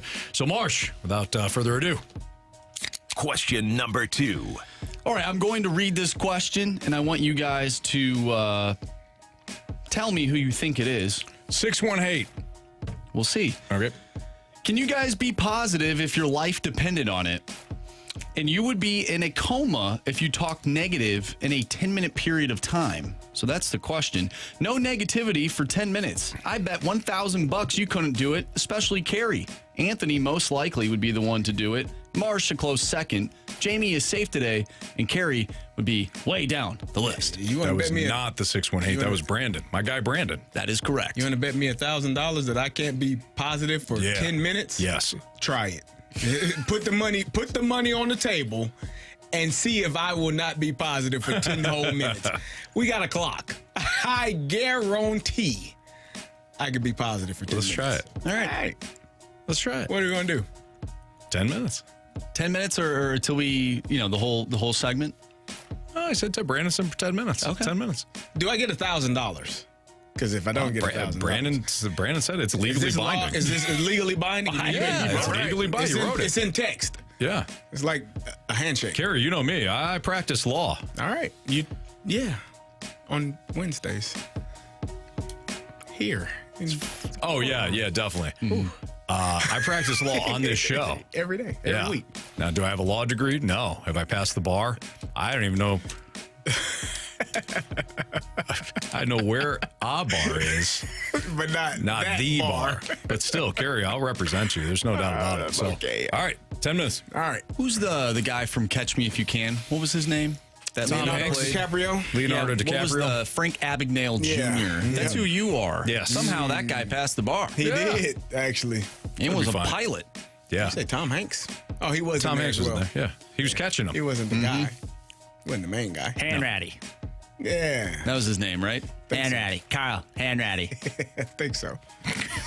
Christopher Anthony could BS a lawyer. All right, 10 minutes. All right, go. By the way, the 314 says Drew Holiday, another underrated basketball player. I would agree with like that. Yeah, I like that's that. a good one. That's a really good one. Yeah. Okay, here we go. Question number 3. From the 314, what percentage would you give for either Goldie or Arenado to go on a tear and get back to 300 by the end of the season? 100%. I think that these guys, the back of their baseball card has shown and proven that they are, guys that are potential future Hall of Famers and hell, Hall of Famers, right? These are guys that have done a great job their entire time, their entire tenure here, and the previous teams that they were on. Hell, Nolan Arenado won 10 Gold Gloves, right? He's a special talent. So yeah, 100%, Marshy. They will be who we expect them to be, and the Cardinals will make the playoffs. And hell, they'll make a run in the playoffs. He passed number 1. Passed question 1. First test. Knocked it out. And I agree with CD. 100%. I do. Brandon says that's so fake. Hey, there's nothing in the stipulations. Yeah. I don't know being what's positive. Toxic positivity, says Marshy Stash. All right, hey, next question. All right. Question number 4. From 1-800-HAM sauce. There's always talk about St. Louis might get this team or St. Louis might get this sport. Do you think St. Louis will ever expand on getting another professional sports team other than hockey, baseball, or soccer, XFL excluded? Yeah, I definitely think the NFL and or the NBA will be here And I won't say near future, but sometime in the future. I mean, we've had an NBA team. The Hawks were here, St. Louis Hawks. They were a great organization, moved down to Atlanta. Unfortunate for us, but, I think the NFL and the NBA understand that St. Louis is actually a sports town. I was about to say something about St. Louis. There were comments about it being a hockey town or a baseball town. No, it's a sports town. Amen. This place loves sports. You've seen it. They show up in droves for St. Louis City, right? They've shown up in droves for the Battlehawks, who they love. We call it the Battle Dome, right? Imagine when, not if, Anthony, when. Mason Wynn. Not him too, because he's a hell of a talent. Yeah. Imagine when St. Louis gets another professional football team here, and how the fans will be showing up. And no matter what, St. Louis County, St. Louis City, wherever you want to, St. Charles County, wherever you want to put it at, they're going to be there. Yeah, because they love sports here. Build it, Carey. They will come. Positivity. You gotta. If you believe it, it will happen. Yes. Yeah. Of course. You gotta basketball too. Put that in the atmosphere. It's there. It's Good out things there. happen. Question number 5. From the 618, who will play the Cleveland Browns in the Super Bowl this year? Oh, man. Cleveland did such a great job last year with their quarterback situation. I have never seen a team be able to start 4 different quarterbacks, make the playoffs, and their coach be coach of the year. That to me is a special team. And so when I'm looking at, the AFC side of things, now granted, the AFC North is a tough task, but they're going to be just fine. They showed it last year, again, with 4 people. That Joe Flacco starting games for him. Joe is a hell of a quarterback, Super Bowl champion. He did a great job as well. So, I think when you're looking at the AFC side, you put your Browns in there. They go to the Super Bowl, and who do they play? The Dallas Cowboys. That's who they play in the Super Bowl, because he really wants that G. This is what, have you seen Dak Prescott play football? Yeah, I have. CeeDee Lamb, they'll all be signed. Michael Parsons will be signed. The Dallas Cowboys versus the Cleveland Browns in the Super Bowl. Who could ask for more? Not me. Me neither. Wow. Carey might have an aneurysm after this. MD 2020. Yeah. It's good. 1-800-HAM Sauce says, I would catch the positive segment, SMH. Question number 6. All right, let's pay off Tanisha's question in the snake pit. Who do you think currently are the 3 best tight ends in the NFL? George Kittle. Are we talking about actual tight ends? Don't do. You can do that actually if you want to do that. That's fine. Yeah. I don't want you to. I don't want to critique your thought process on what the tight end position is. So you tell Almost me got you. Almost got it for you, Brandon. think is the tight end position, and I'll agree. I'm Okay, agreeable. But in all seriousness, are we just going based on they're listed as a tight end? I would go based off of the They're position listed that's as a on the tight end. roster Okay, that all they right. have. George Kittle, Travis Kelce, and I'd say Sam Laporta. this is we're going top 3. Is that what Tanisha asked? I would say T.J. Hawkinson. Yeah, he could be up How there could for you, sure. Marshy? He's your guy. He's a great tight end. He's my guy.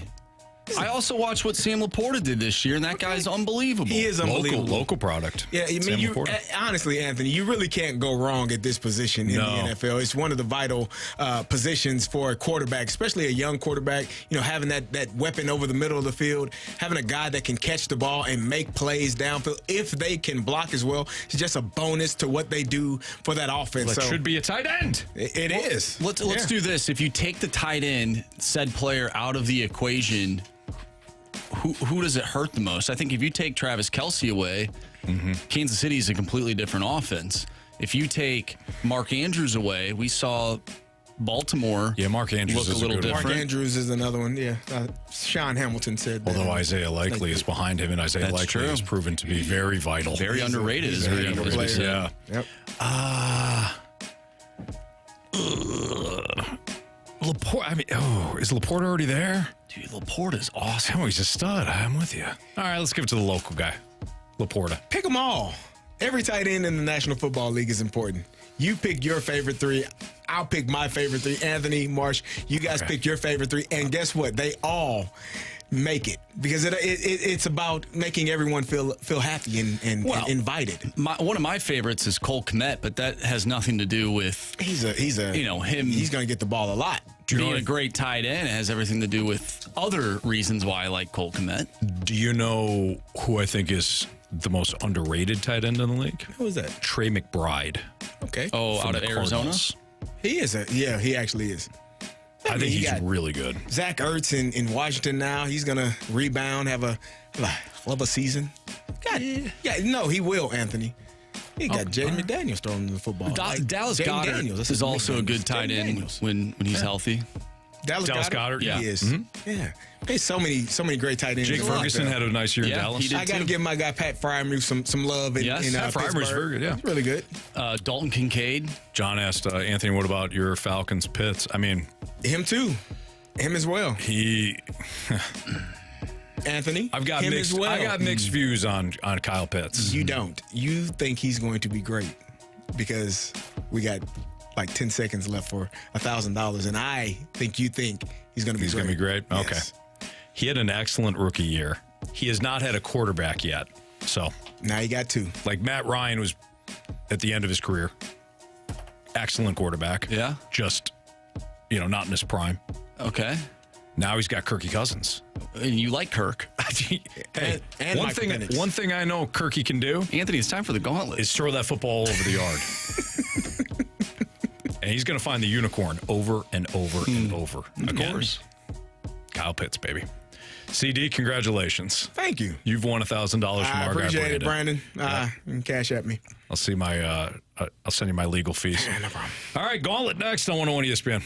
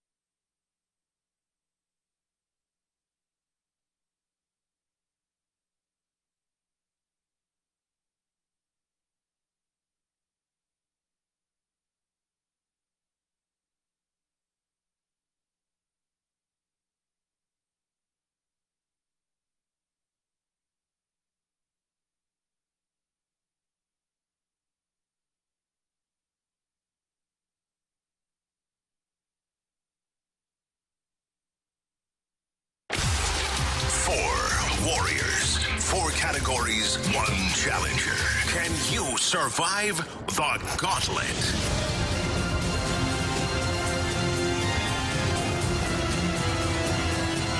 It's the Fast Lane on 101 ESPN 405. Your time check is brought to you by Clarkson Jewelers, an officially licensed Rolex jeweler, with Andrew Marsh and Carey Davis. I'm Anthony Stalter. Jamie Rivers is off today. We'll be back on Monday. And we have Jude on the line. What's up, Jude? Hey, happy birthday, Riz. Oh, come on. Wait, I did it again. Wrong station. What are you doing, Jude? It's all What if I right. told you I was here to sabotage you for the home run derby? Oh, how would you sabotage us? Oh, that was a lie. All right, Jude. Would you like to take on Marsh, Carey, or me for the home run derby? Oh, I wanted to home get run revenge on derby, Jamie. the gauntlet. You got me leaning. You got me talking about the home I'll run do the home derby. run derby, too. Yeah, there you I go. wanted to get revenge on Jamie, but I'll go with Carey instead. All right, Carey, get out of here. You just walked in with your lunch. Now you get to go to the cone of silence. All right, go ahead, Jude. Tell Marsh to spin that wheel. Spin that wheel. What are you hoping for? Hopefully baseball. Hoping for baseball. Okay. Let's see what the wheels got for you today. It looks like we have a random today. Random. How you feel about that, Jude? I lost on random last time. Who'd you lose to? Jamie. So you're hoping for a revenge spot. Well, you know what? Just beat Carey today, and then you'll have Jamie on Monday. If you want to. Yep. All right. 4 random questions. All worth 2 points unless you ask for the options. If you ask for the options, those questions are worth 1 point. Are you ready, Jude? Oh, yeah. All right, here we go. Before landing his first lead movie role in Varsity Blues, actor James Vanderbeek starred on which wildly popular WB series? Yeah, I'm going to need the options on here. The Vampire Diaries, Dawson's Creek, or Everwood?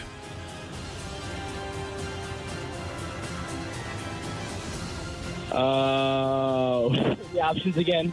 The Vampire Diaries, Dawson's Creek, or Everwood? I'll go with the Vampire Diaries. Jude, my guess is you're in your 20s or early 30s. Nowhere near there. Really? Are you 18? No. Okay. Go ahead, Marsh. Question number 2. How tall is the Gateway Arch? 630 feet. Final answer? Yeah. All right, Jude. Question number 3. In which state does fashion's biggest night, the Met Gala, take place? In which state does fashion's biggest night, the Met Gala, take place?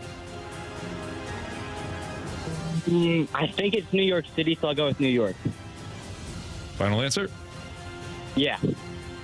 Question number 4. Whose long braided hairstyle became known to wrestling fans everywhere when he defeated Bret Hart for the Intercontinental Championship at SummerSlam 1992? Can I have the options? Your options are the British Bulldog, a.k.a. Davey Boy Smith, Flying Brian Pillman, or Tatanka. I'll go with that third option. Tatanka. Final answer? Yeah. All right, we'll bring back Carey from the cone of silence. Marsh, you're going to have to, I don't think you see me. How you feeling, Jude? Okay. All right. Let's see if OK gets it done. Carey might be hungry because he just warmed up his lunch, but he hasn't been able to eat it yet. So, yeah. Get to it. It's all right. What'd you bring today? Just some ground turkey and asparagus. Okay. Yeah. Sometimes you bring those Brussels sprouts in You here. all complain or about broccoli. those, so I stayed away from them. Jacks up this whole studio. They do smell a little weird, but they are pretty good. They're Tasty. cooked right. Yeah. Carey, Yeah. your category today. Football is random. Completely random. All right. Marsh, tell him. Well, you already have a lunch, but pack a lunch. It's packed. All right, here we go, Carey. Question number 1. Before landing his first lead movie role in Varsity Blues, actor James Van Der Beek starred on which wildly popular WB series? Dawson's Creek, final answer. Question number 2. How tall is the Gateway Arch? Ooh. Give me the options. Is it 630 feet, 725 feet, or 800 feet? 630, final answer. Question number 3. In which state does fashion's biggest night, the Met Gala, take place? Is that New York? Don't think it's L.A. Don't think it's like Florida. New York is probably on the option. Which state you said? Not city? Yep, state. Give me New York, final answer. I'm gonna be mad. Question number 4. Whose long braided hairstyle became known to wrestling fans everywhere when he defeated Bret Hart for the Intercontinental Championship at SummerSlam 1992? Long braided hair form? 1992? Give me a second. Long braided hair. Give me the options. Is it the British Bulldog, a.k.a. Davy Boy Smith, Flying Brian Pillman, or Tatanka? Flying Brian? Oh, I can't even see him. Tatanka, what did his hair look like? Flying Brian. Tatanka, final answer. I don't feel like that's right. All right, let's go over these. Gauntlet, random. Jude versus Carey. Whose long braided hairstyle became known to wrestling fans everywhere when he defeated Bret Hart for the Intercontinental Championship at SummerSlam 1992? You guys both said Tatanka after taking the options. Correct answer is? It is the British Bulldog. The British Bulldog is the answer we were looking for. So we have a 0-0 tie between Jude and Carey. In which state does fashion's biggest night, the Met Gala, take place? Jude, you said New York. Carey, you said New York. Correct answer is? It is New York. New York. Nice job, guys. 2-2 tie. Yeah. The Met, of course, is in New York. I believe New York City is the fashion capital of the United States, is I it believe not? so, too, yeah. So we have a 2-2 tie. How tall is the Gateway Arch? Jude, you said 630 feet. Carey, you said 630 feet. Correct answer is? It is 630 feet. But Jude did not need the options. Wow. Really? Jude said it about 4.5 seconds after Marsh read the question. Wow. So it's Jude with a 1-point lead right now over Carey. Comes down to this. Before landing his first lead role in Varsity Blues, actor James Van Der Beek starred on which wildly popular WB series? Carey, you said Dawson's Creek. Jude, you said The Vampire Diaries. If it's The Vampire Diaries, Jude wins. If it's Dawson's Creek, Carey wins because he did not use the options for that one. Jude. You have chosen poorly. You lose. Not today. It was, of course, Dawson's Creek. Carey, 5 points. Jude, 4 points. Oh, man. Jude, hell of an effort, man, but he got you by 1. Good job, Jude. Yeah, nice job, Carey. Thank you. Good job, Jude. Hey, you going to go to the Home Run Derby next week? Maybe. Okay, all right. I didn't know if you were actually rooting for your guys on the Riz show or not. Yeah, I don't really know. So I'm rooting for. Okay. Jude, thanks for playing, man. Thanks for listening. Appreciate it. Thanks for the opportunity. All right, job. you got it, buddy. Thanks. Nice job there, Carey. Nice job. I did not remember the British Bulldog. I looked at the pictures. I saw it, but I don't remember him with that. Yeah. Just knew it. I don't know why. Hey, man, you nailed it. You won. You won. Now, the reason why I asked if Jude was in his 20s or early 30s. Oh, yeah. I don't know if you know that first question. Yeah. No, I don't think he did. And he wouldn't. He sounded younger. Yeah. So he was probably pretty young. So honestly, I don't even know if I would have known that. I wouldn't think you would. But I've seen the Vampire Diaries. Yeah, it was a 90s show. That was like one of the 90s shows. Yeah. I've seen Vampire Diaries. I would have crossed that one out, so it would came. What was the other option? Everwood. I've never heard of that, so maybe I would have landed on Dawson's Creek. Yeah. I don't even think I watched Dawson's Creek. I don't think I did either, but I know. You just know that's James Vanderbeek. And then I do know. Yeah. I'm trying to hear the song. I don't know why I can't. And then they have the song that leads into the show. What is that called? Yeah, a song title song or something. Yeah. I can't. Like theme song. Theme song. Yeah. Yeah. Good job. Anyways, nice job, Carey. Way to go, kid. Appreciate and we do have our home run derby next Saturday, so it's a week from tomorrow.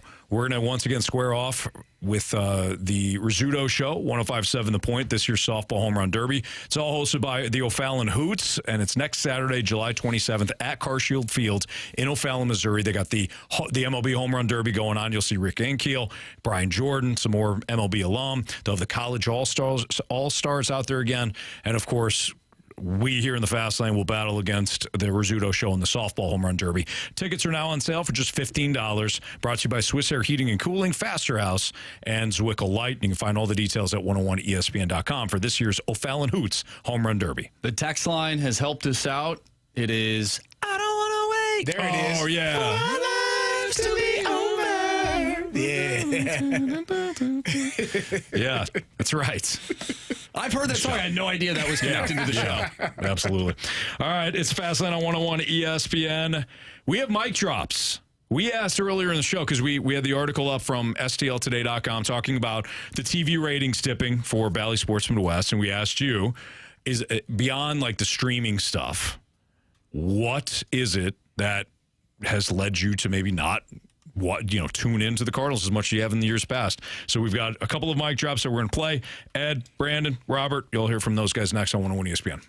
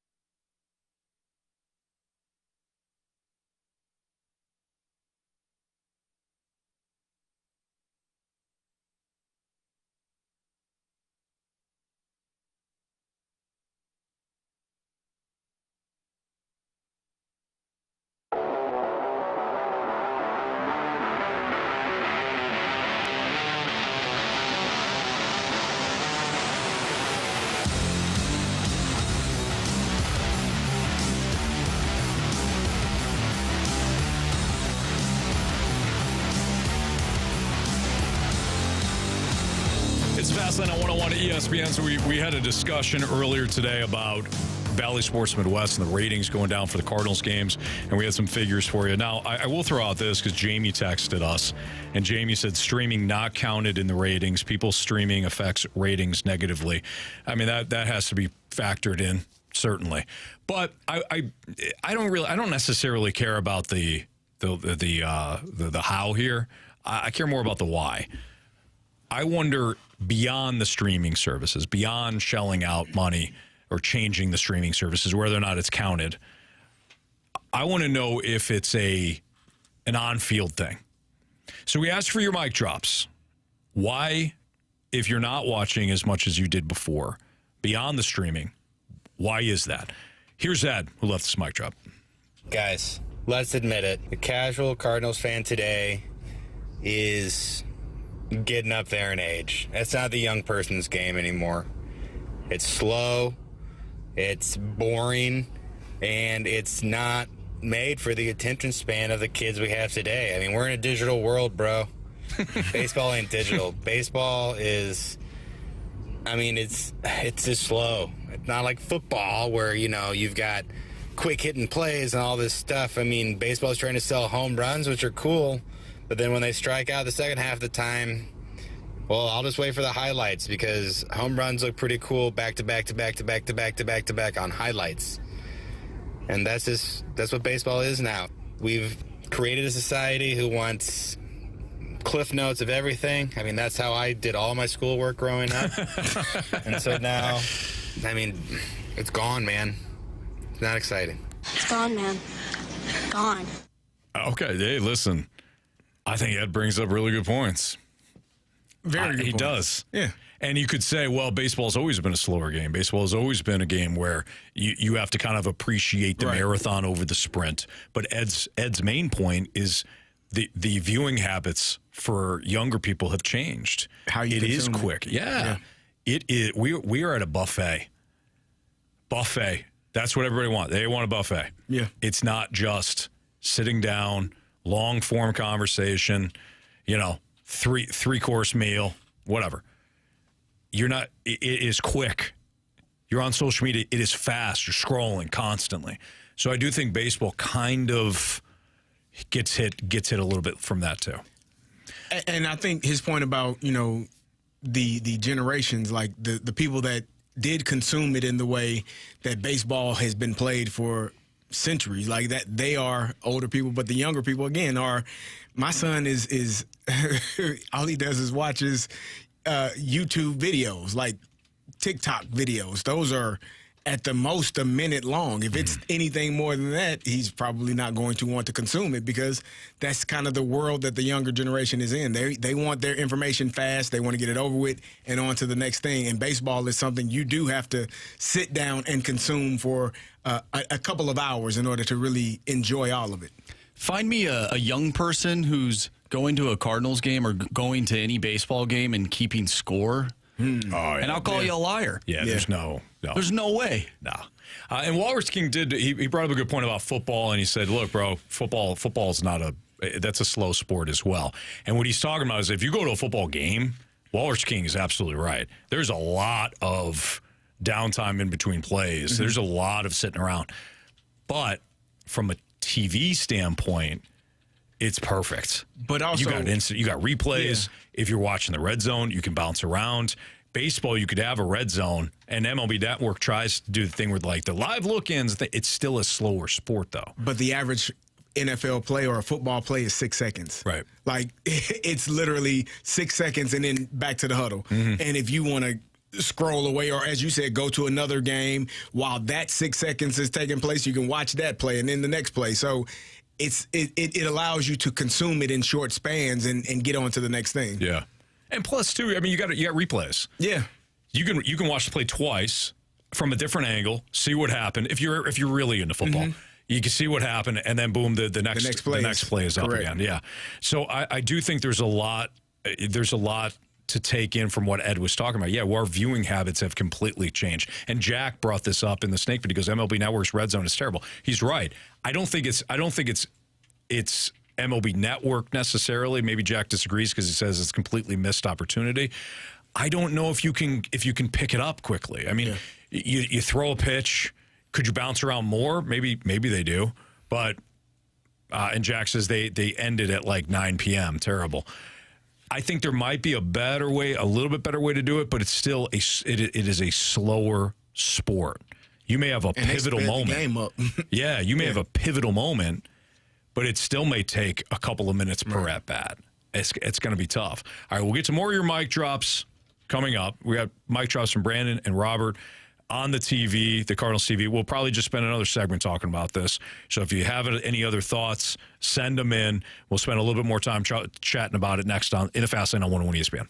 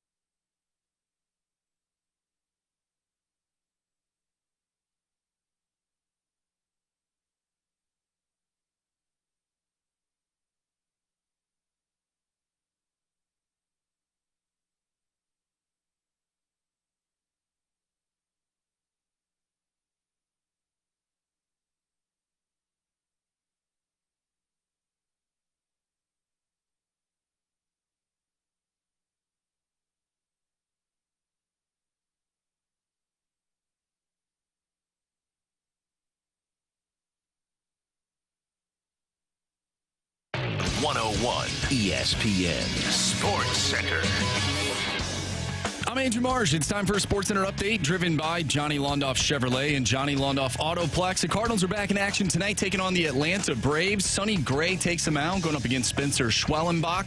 First pitch is at 6:20. The Cardinals come into this game with a 50-46 record. They are 3.5 games behind the Braves for that first wild card spot. We are taking your mic drops. What do the Cardinals have to do for you to be more invested in the team? We are going to dive more into those mic drops, so keep them coming, and we will discuss that next right here in the Fast Lane. I'm Andrew Marsh, and the Sports Center update is driven by Johnny Londoff Chevrolet and Johnny Londoff Autoplex. See them at londoff.com. Chevy, together we drive. Are you kidding me?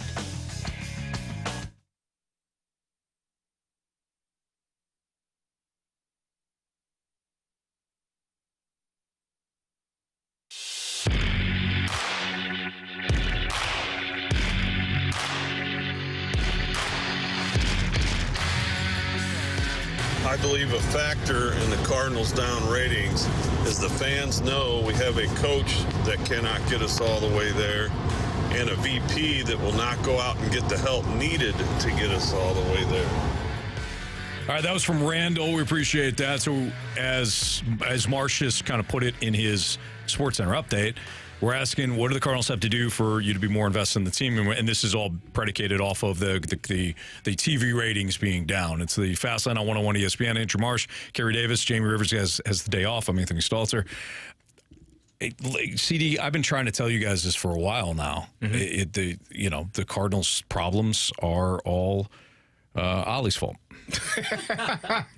You actually have been telling us that. So for a while. Why does it take? Who's it? Brandon. Randall reminding us. Yeah, Randall reminding us to. Yeah, we're hard-headed. Brandon would never stubborn. say something like that. No, Brandon wouldn't. No. Your Brandon, at least. No, yeah, definitely. We're stubborn.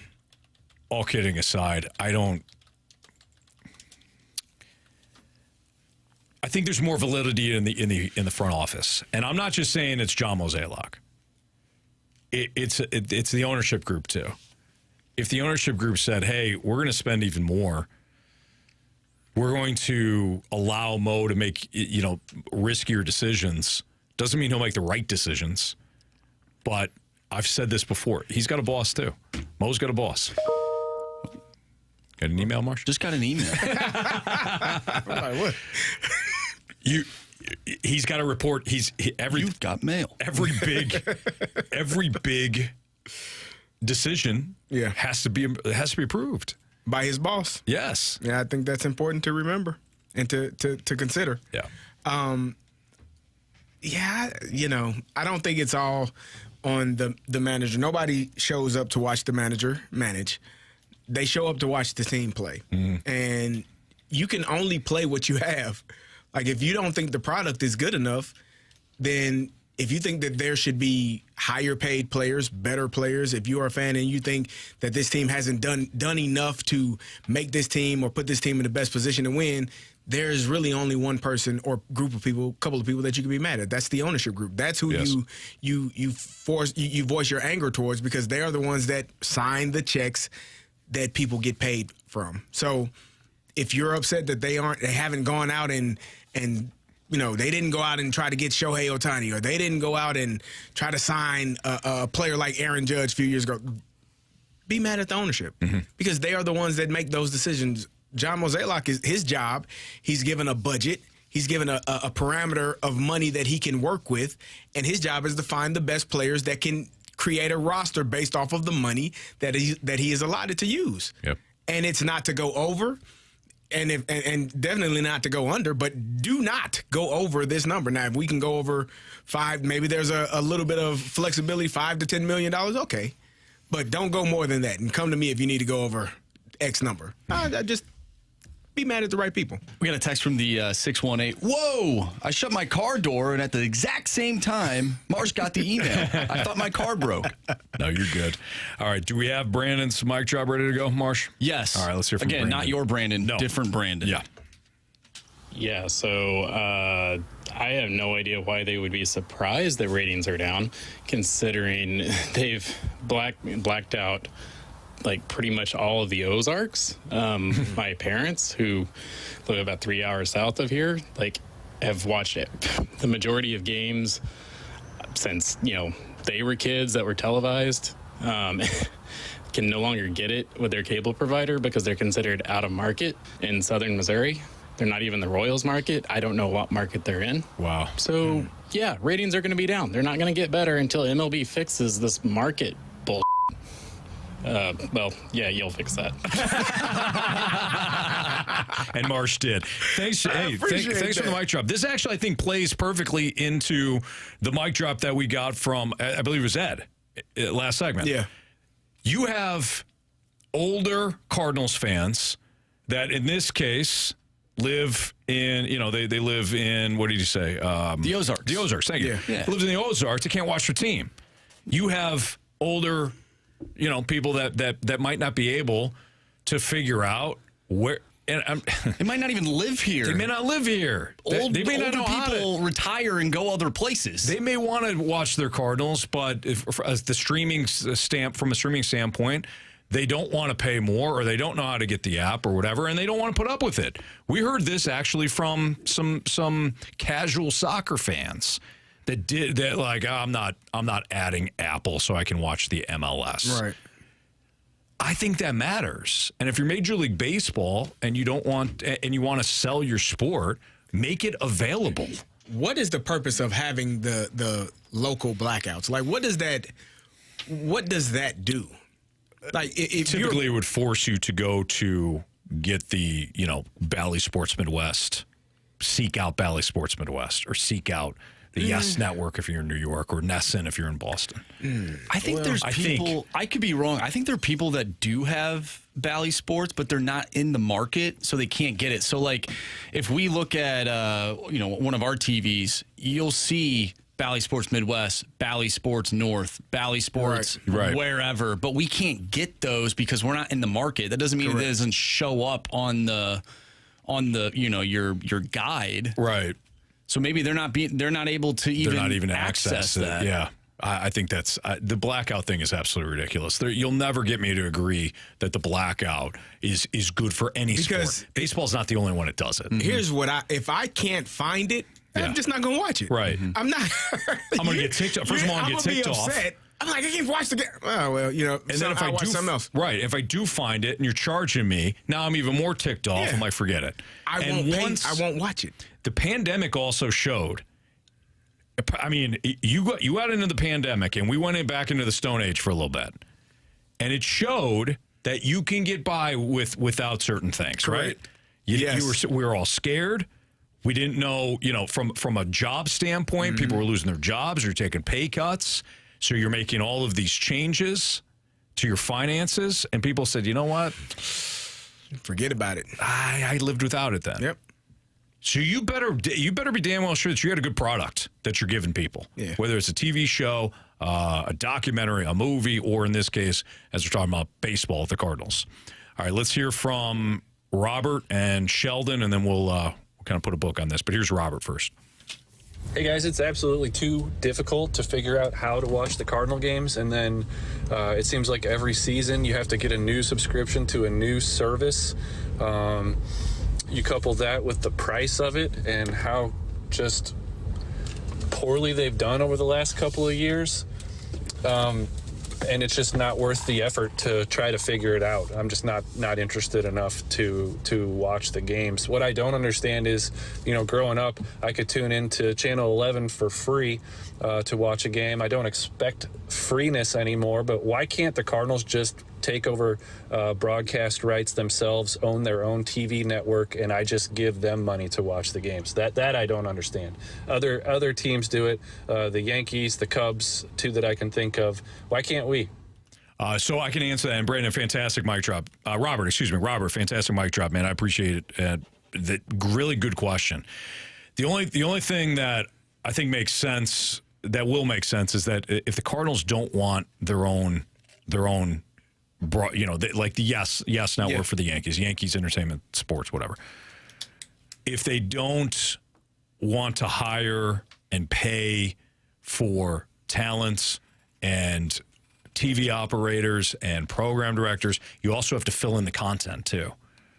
It's not like after the game, you can just turn it off. Yeah. It's kind of like us. We're affiliated to ESPN. Yeah. We don't work for ESPN. We work for Hubbard Broadcasting. But people think just because, we're an ESPN affiliate that we work for ESPN.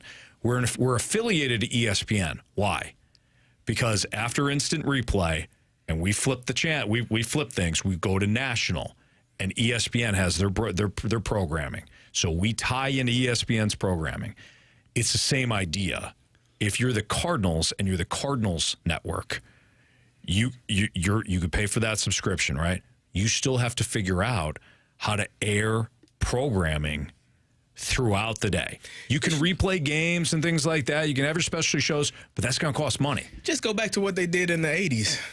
TV screen turns yellow, blue, black, and red, and it's over with after 2 a.m. I don't think that works anymore, Carey.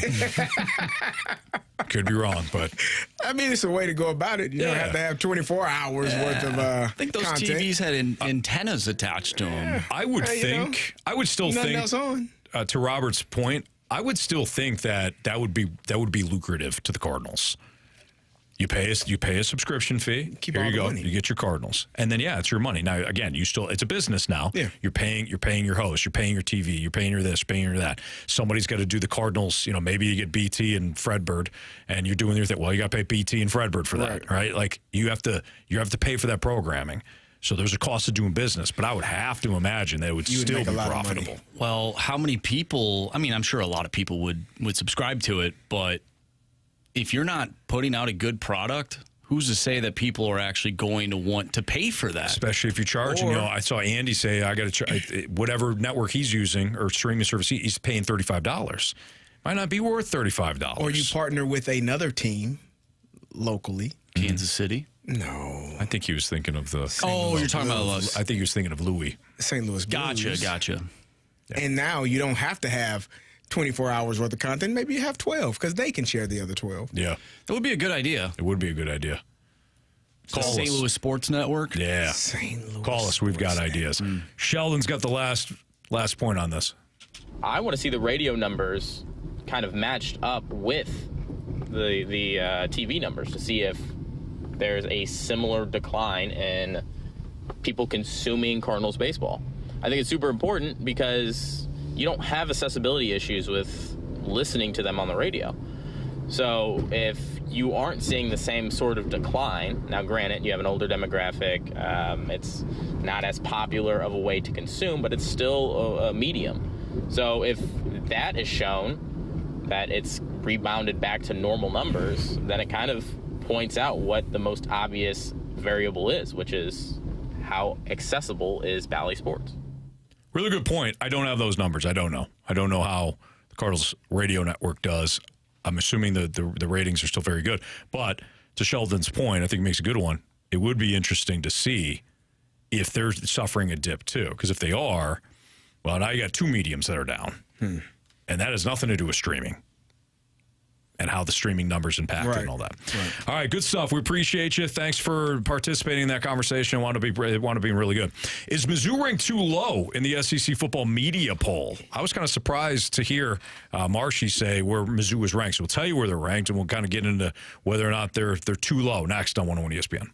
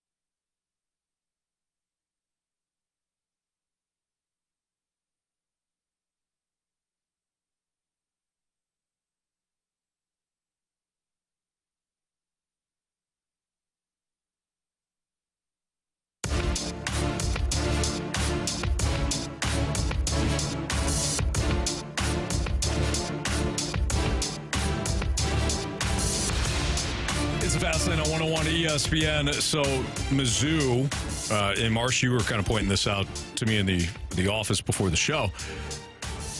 The SEC Network released the 2024 SEC Football Media Poll, the predicted order of finish. And when Marsh said this, I'm like, what? I thought they were a little low. But go from 16, okay? 16 to 1, because that's how you do that, Carey. You don't start with 1, you start with 16. Thank you, sir. 16, of course, your Vanderbilt Commodores. They're terrible. As always. Number 15, Mississippi State. 14, Arkansas. 13, South Carolina. 12, sorry, Gator, the Florida Gators. 11, Kentucky. 10, Auburn. 9, Texas A&M. 8, Oklahoma. 7, Tennessee. 6, your Mizzou Tigers are at 6. 5 teams they have ahead of Mizzou. LSU at 5, Ole Miss at 4, Alabama at 3, Texas at 2, and Georgia at 1. I don't really have any complaints about the top 3. Georgia, juggernaut. Texas played in the playoffs last year. Steve Sarkisian obviously has that team headed in the right direction. They're really fun to watch. Now, they lost some talent along that defensive line that was so good, but I think Texas is going to be a formidable foe again this year. Kalen DeBoer steps in for Nick Saban. You lose Nick Saban, but you still have all that talent there, and Kalen DeBoer clearly knows what he's doing, so I got no problem with Alabama. I could see Mizzou ranked 4th. I think at the very least, Ole Miss is on par with Mizzou. I think at the very least, LSU is on par with Mizzou, but I still like Mizzou's talent more so than I like LSU's. LSU's defense was a train wreck last year. Terrible. Do you think that some of this is based off of last season's performance as well? Yeah. So the reason why I asked that, because Ole Miss lost 2 games last year. Those 2 games were to Bama and to Georgia. Two pretty good teams. Mm-hmm. Like, those are the only 2 games that they lost. And then when you look at LSU beat Missouri head-to-head last year.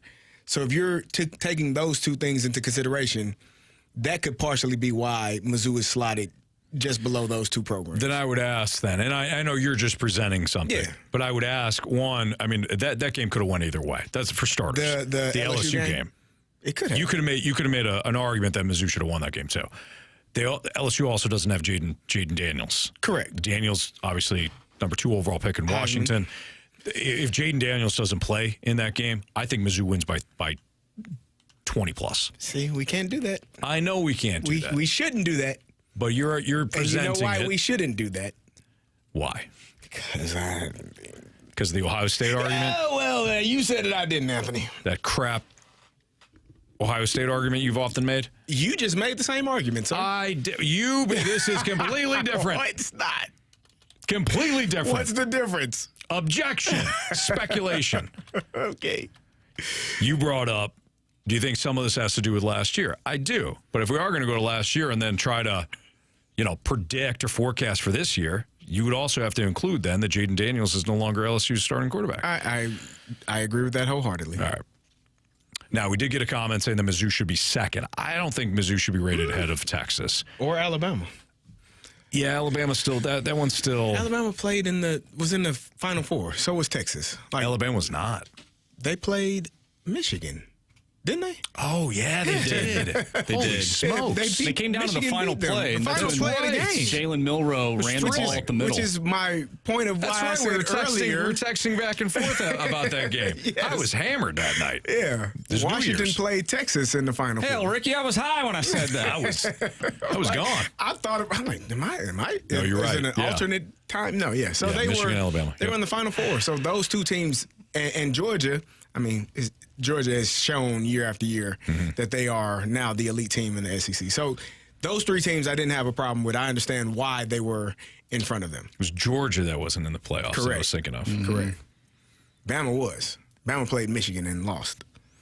Yeah. And that's because Georgia. Okay, yeah, they beat Georgia. Alabama beat Georgia in the SEC game. Correct. And Alabama, as good of a season as they had, they wouldn't have even been there had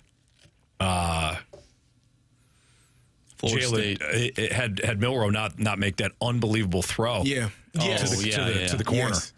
And had Florida Auburn State. in the Iron Bowl. And if had Florida State had anybody that could play quarterback. Yeah, that's right. Anyways, Man, I think Mizzou's too rolled. They probably would have. I was disappointed because I thought Florida State deserved it. They still would have got rolled. They might have, man. But come on. This goes back to my point. Without their quarterback. I know, but this goes to my point that it is a team game. Their defense was not impacted by the quarterback not playing. No. So, to me. They would have been, though. They would have been. They'd have been gassed. And they did, too, in that ACC championship. Yeah. But they still won. They still, in my opinion, I felt like they deserved it. But it goes to the bigger point of, thankfully, we don't have to worry about that discussion as much now because the playoffs expanded. Well, and I was also in the same camp as Carey for a little bit. That team got screwed. However, until you saw game. That game with Alabama and Michigan ended up being unbelievable. Mm-hmm. It came down to the final play. But didn't you also change your mind watching them in the ACC title game, or am I wrong? I can't remember. The ACC title game, they were terrible in that. I wasn't as bothered by. They got steamrolled against Georgia in the. Because you talking about Florida State? Yeah, I'm not talking about the bowl game. No, I'm talking about the ACC title game. But the top four comes out after the conference championship games.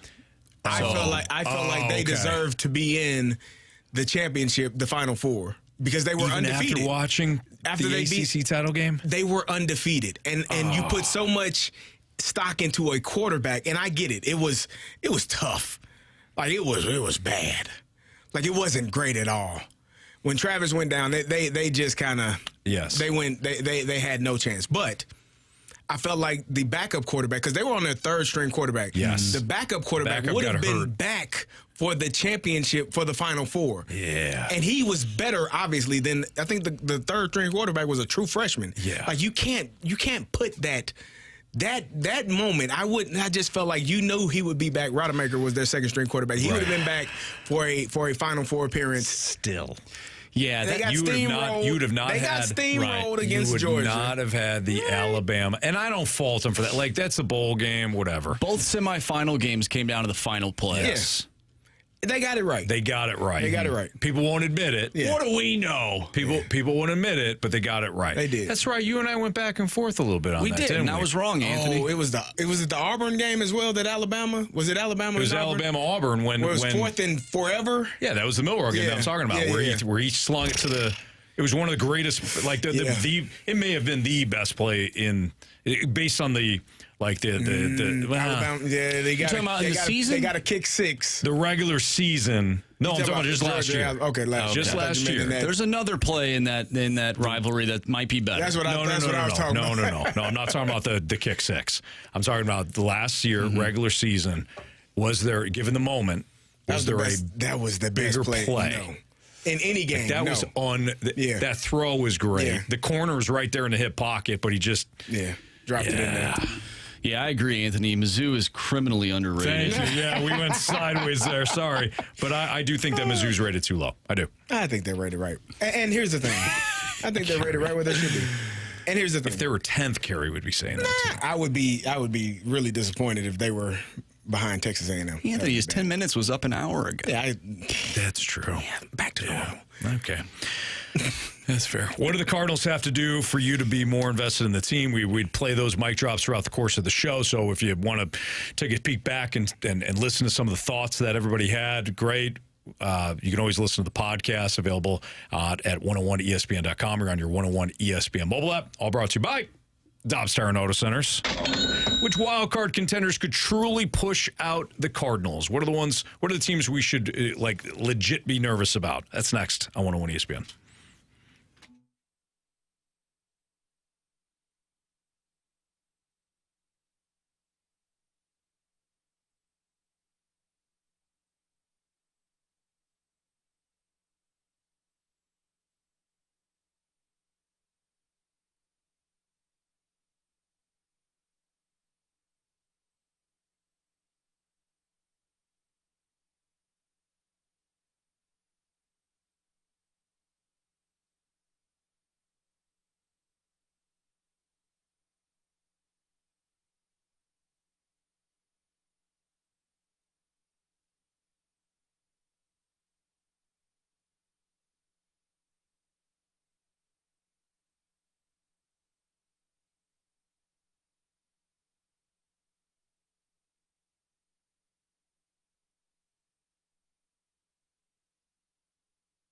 Hey, head out to Herculaneum this weekend and check out all that Auto Centers Nissan has to offer. They have over 700 vehicles all in one location. So if you're looking at cars, trucks, SUVs, pickup trucks, they've got it all at Auto Centers Nissan Herculaneum.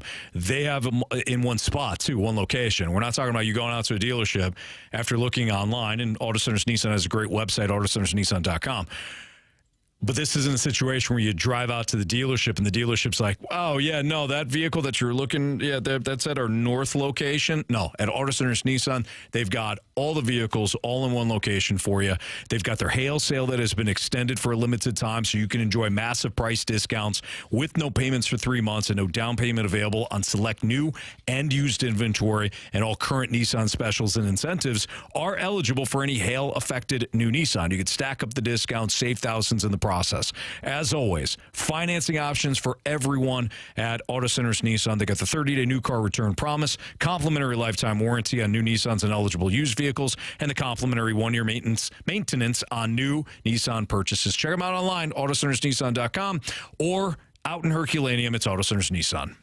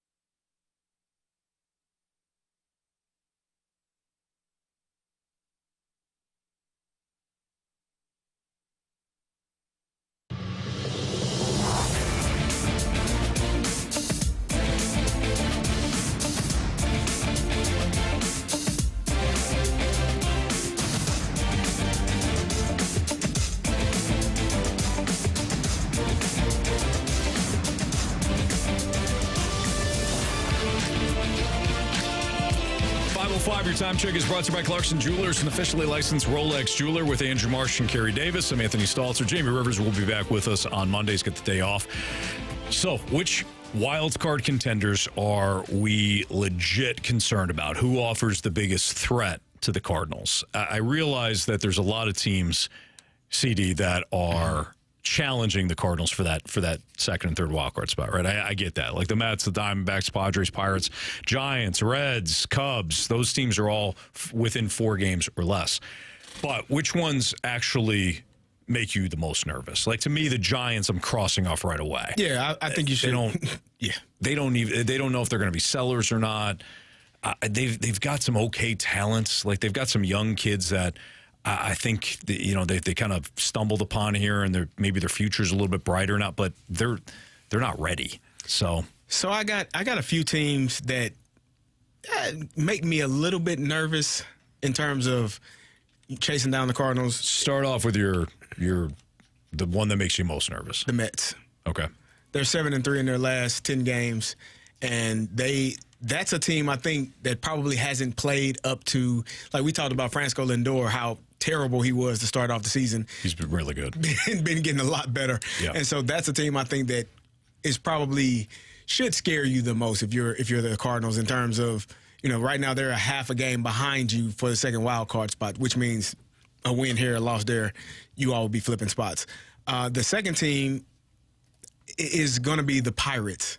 Really? Yeah. They're 1.5 games back behind you in the wild card. The Pirates scare you more than the Reds? And I got a follow-up question. Well, yes, right now. Pirates have pitching. There you go. They have good pitching. Really good pitching. So that to me is why they would be next on the list. They're also 7-3 in their last 10 games. Mm-hmm. And so if they can, we talked about Brian Reynolds being one of the most underrated players in baseball. He doesn't get enough credit. Sure. He's a hell of a baseball player. Yep. Their pitching, as Marshy said, is some of the best young pitching that you can find. Paul Skeens being the lead guy for that. Mm-hmm. And then the last one is going to be the Diamondbacks. Again, 7-3 in their last 10. Mm-hmm.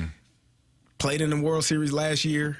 Look like they might be figuring some things out. All of these teams are within a game and a half of the Cardinals, 2 games of the Cardinals. All right. Who scares you the most? And for the record, Carey said the Mets first. I think the Mets, they could be a team, but I think the Mets are in that position where they have to decide whether or not they're going to be buyers or sellers. Yeah, I don't know if they necessarily expected I don't think so either. Spot. Because they said the Braves. They said at the beginning of the season or in the offseason that they were going to, sort of take a step back, and it could be a few years. And now they're in a position where, they're in a playoff spot. Yep. And so Pete Alonso is a guy that I've heard about.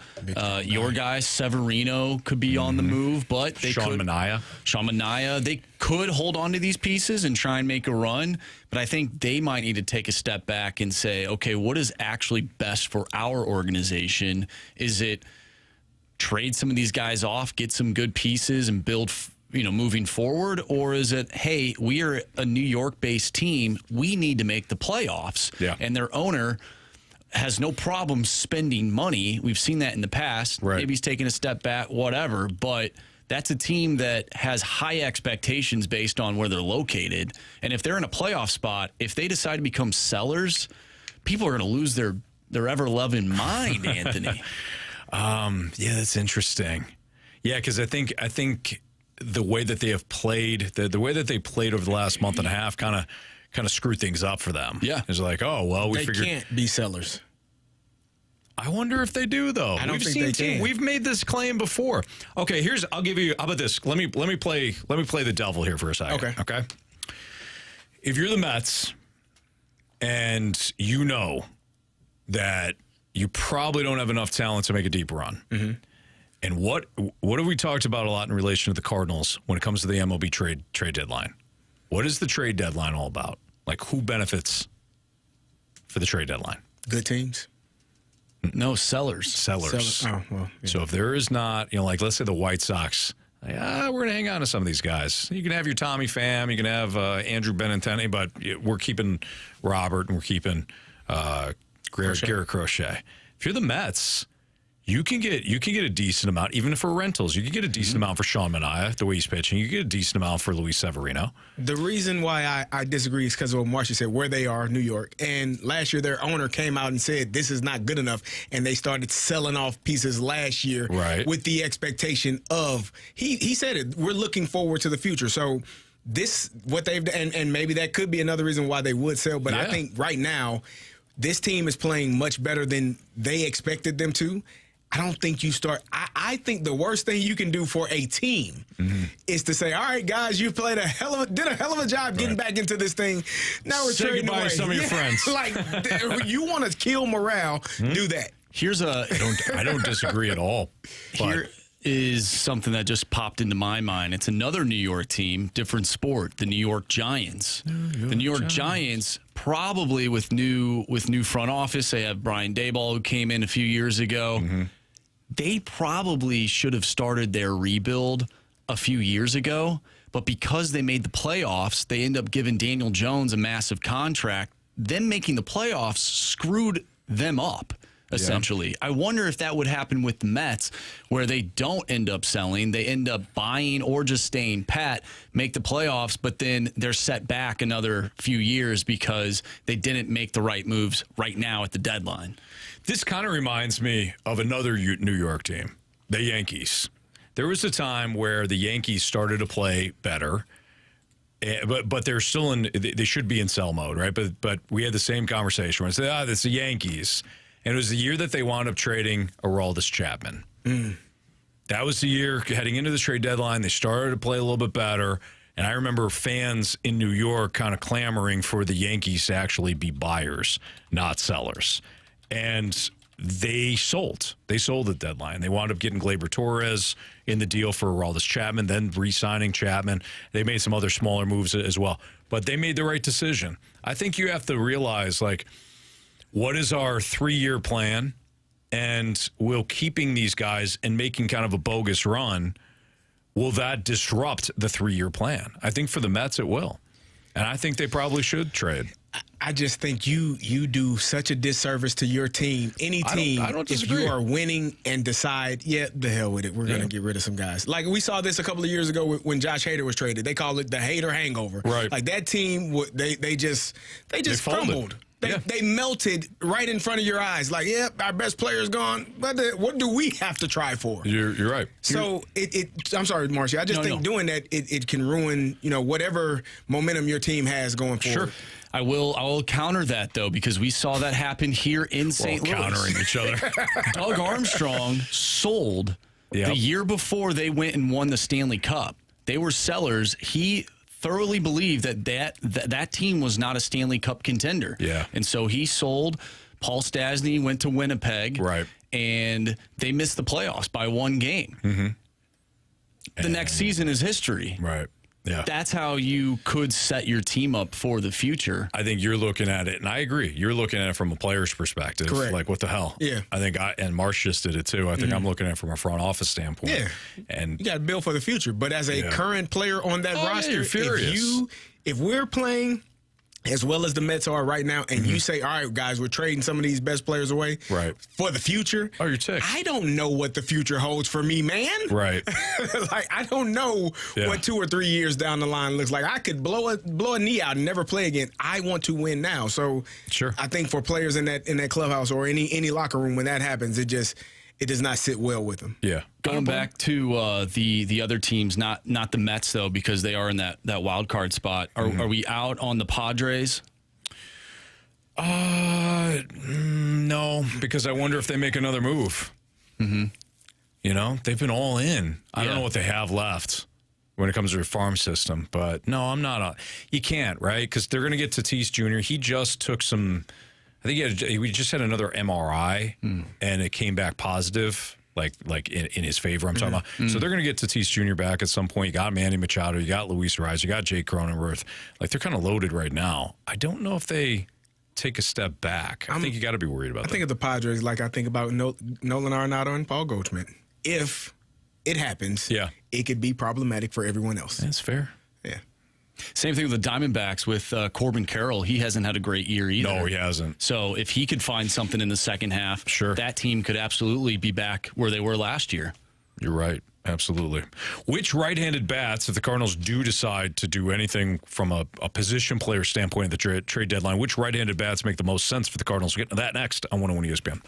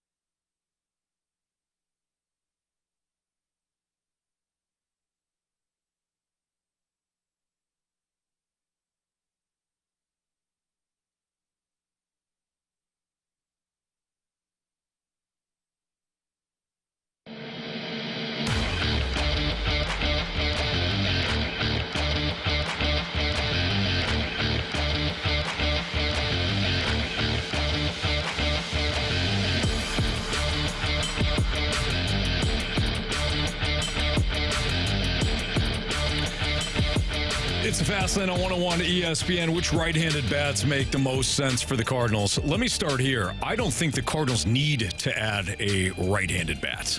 I don't think that should be a big priority. I understand that they want to add a right-handed bat because they stink against left-handed pitching. So I get the concept of it. But for me, you brought up a really good point earlier, Carey, when you talked about Ivan Herrera.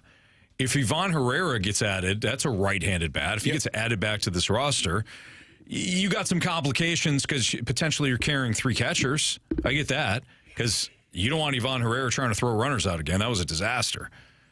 But let Wilson play. I'm catch good every day. Yeah, let him catch every day.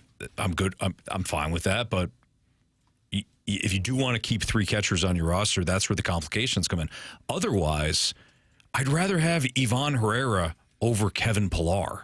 I agree. I'd rather have Ivan Herrera over some of these other right-handed bats that could be available at the deadline, not named Brent Rooker or Luis Robert, which I don't think the Cardinals are going to be interested in anyways. So, I look at this and I say, I don't think they need a right-handed bat. Walrus King from the Snake Pit, you were asking about who should the Cardinals go. He says Aaron Judge makes sense. Yeah, I don't know if he's available. No? No. In fact, pretty damn sure he's not. Okay. Well, yeah. I mean, the answer is always no if you don't ask, Anthony. So very true. You got to ask at least. Yeah. Give him a call. See what they say. All right, fair enough. Yeah. I would rather have Tommy Pham over Kevin Pillar, too, by the way. I would rather have Ivan Herrera over both of them. And I just think that, he's already here. He's already on the roster. You don't have to give up anything to get him in return. And I think he probably is he's better being a DH right now than he is catching every day, or at any time. Because we saw Ivan Herrera, yes, I agree. We saw some of his struggles this season where he was unable to throw runners out and they were just taking advantage of him. But his bat does play. Yes. And so if you can get Wilson behind the plate, get him, in that DH role, that's your right-handed bat. That's what you're looking for. Now, what does that do offensively or defensively? Because it changes something, because now Burleson is not your DH. He's in right field, which means Newt is probably in center. Yeah. And Siani is out. Right. So you gain something offensively, but you probably lose a little bit defensively. Mm-hmm. Are you willing to do that as a team and figure out what you need to do for the playoffs? This is just my opinion, but pick a lane. Pick a lane. You would prefer to have both, Anthony. You prefer to have your best defensive players be your best hitters. I'm just saying. And not have to flip-flop, guys. I'm just saying, know how you're going to win and lose games. If you decide to, do this thing where every other day you're like, defense worked yesterday, we'll throw it. It didn't work today, we're going to go offense. It's not going to work. How do you want to win games? And to me, it should be about pitching and defense. Yeah. If Miles Mikolas is on the bump and Michael Siani's not in center field, shame on Ollie. Because you know there's going to be plenty of balls that are going to be hitting gaps. The ball's going to be put in play consistently with Miles Mikolas. But then you can't complain about not having that bat in the lineup. I agree. I'm not saying you. You're I'm right. saying people in general. You can't complain about Michael Siani batting and that's an out or that's not. No, you're right. You can't have it both ways. Not right now. Not the way that this current roster is constructed. It's going to be one or the other. Got a question from the 731. How about Brian Dela Cruz if the Marlins have him available? Yes, please. Now it's another outfielder. You're talking about adding somebody else to the mix. I know, but Brian Dela Cruz. Well, then where else are you going to play him? Like this right-handed bat. Which is why we don't need one. Well said. Yep. See, Billy Idol gets it. Why don't the Cardinals? Was it Billy Idol? It was Idol, wasn't it? Billy Idol. American Idol? No. I don't get the Billie reference. Why, see, why Billy Idol gets it? Why doesn't she? From Wedding Singer? I don't know. Marsh, no? It's been a minute since I've seen that movie. It's been a while. There's a lot of Adam Sandler movies that I love, but that one is not in my top 3. If I quoted something from Big Daddy, you'd been all over it. Oh, 1,000,000%. But Wedding Singer, nothing? I thought you said Wedding Crashers, so I'm way off. No. What are we doing? I agree, Marsh. You're right, because you had somebody. Yeah, so I would be interested in Brian Dela Cruz, 100%. Cool. Who's sitting out? Thank you. Again, you're making a decision, offense versus defense. I would rather work with what they have here. Is it picture perfect? I would personally probably sacrifice some of the defense for a little bit more power on the offensive side. I wouldn't. Not at this time of year. I would. And I would tell my pitchers, get guys out. Do your damn job. Mm-hmm. I shouldn't need Michael Ciani to cover all of this dang on ground because you're giving up laser beams every third at bat. Well, what you just described has been most of Miles Michaelis' starts of late. All right. So if you are going to give up those laser beams, you might as well have Michael Ciani in center. I want to be strong defensively up the middle. Catcher, second base, third base. So Tommy Edman is your shortstop, center fielder. Maybe. I don't think Gorman's a liability, though, at second. I understand your point. Tommy Edman's the better defender at second base when he's healthy, he's playing and all that. But Gorman isn't a liability at second. I'm less concerned about second than I am shortstop, center field, catcher. And the Cardinals, if they have Ciani in center and win at short, you're in great shape. All right. And that's not a me thing. That's a Dave Duncan thing. Dave Duncan always wanted to be strong, middle of the diamond, defensively. 573 said, Anthony preaching, pick a lane, and then merged after one name is thrown out. No blinker either. Yes. So you're right. That's a good call out. I was also playing along with the segment, which is the right-handed bat that we're being interested in. But you're absolutely right. Yeah. My main point is that's why I started with. That was really funny.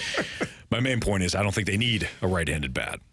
But if we in the spirit of the segment of who I'd be interested in, yeah, Brian De La Cruz. Well, let's stick with.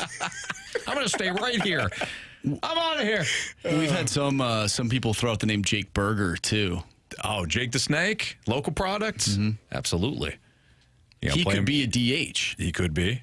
He could also be a third baseman. What are you saying? Yeah, what are you saying here? You know what? He also plays first base. What are you guys saying? Yeah. I don't like well, that. when Paulie G and Noli A need to time off their feet, then Bergman's there. That's why you have Alec Burleson and Nolan Gorman. He's an outfielder. Yeah, is he? Yeah. Okay. I think at the end of the day, is Travis Kelce at tight end? Yes. Where's the receiver? you have to live and die by Goldschmidt and Arenado. Like, those are your guys. Yeah. And if they can't hit, then then you're dead. And then you make that decision next offseason. Mm-hmm. But you are paying those guys to be the two pillars of this team, so they need to start playing like it. No, you will not get a disagreement from me on that there, Marsh. All right, we've got the Home Run Derby, which we didn't play earlier. We've got Beat the Streak. That's all coming up next on 101 ESPN.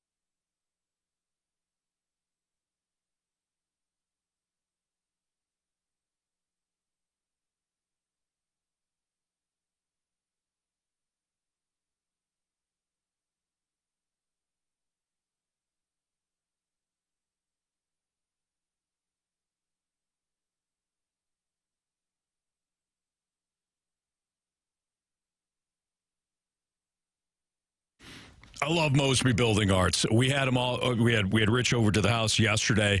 We're looking at different things when it comes to our house. We're looking at maybe a new patio, but we've got an issue with our doors that lead out to the patio. And Rich was fantastic. Rich from Mosby Building Arts, and their team is incredible. We've had an opportunity to work with Rich, but they have other people that come out and they do a great job, and they know their stuff. So we're looking at possibly replacing some doors.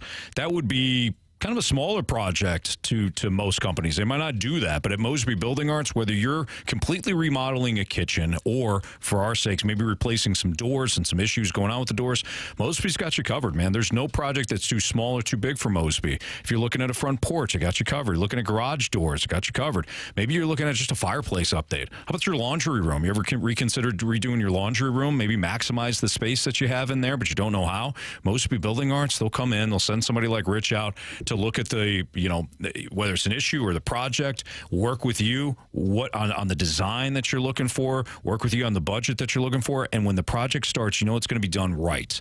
Mosby Building Arts, you're going to call other companies or contractors that might be cheaper than Mosby Building Arts, but are they going to do it the right way, or are you going to have issues throughout the time? Is your project going to get delayed? Are they going to drop off the materials and then, they start on another project because they got a bigger bid? That's not Mosby. Mosby Building Arts does a tremendous job all the way throughout your project, so you know it's going to be done the right way, and they're fantastic to work with. So give them a call, 314-909-1800. And when I say give them a call, big project, small project, doesn't matter. You can also call Mosby.com, visit their online website. Tell them Stalter sent you. It's Mosby Building Arts, the right remodeling company.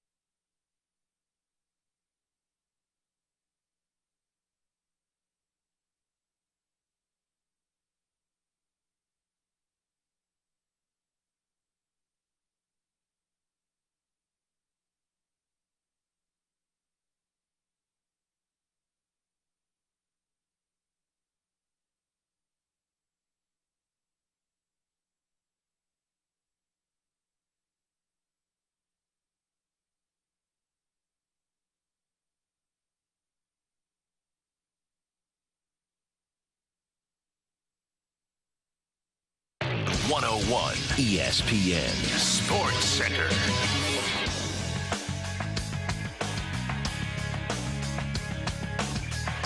I'm Andrew Marsh. It's time for a Sports Center update brought to you by Saliga Heating and Cooling. The Cardinals take on the Atlanta Braves tonight in Atlanta. Sonny Gray will take the mound, going up against Spencer Schwellenbach. First pitch is at 6:20. If you missed anything from today's show, make sure you go to 101ESPN.com or check out the free 101 mobile app. Just head to the podcast page, and you'll find all of our interviews and full shows there. And it's all brought to you by Dobbs Tire and Auto Centers. We have Beat the Streak. We'll also do our Home Run Derby Challenge. That's all coming your way next right here in the Fast Lane. I'm Andrew Marsh, and this Sports Center update is brought to you by Saliga Heating and Cooling, an independent American Standard heating and air conditioning dealer.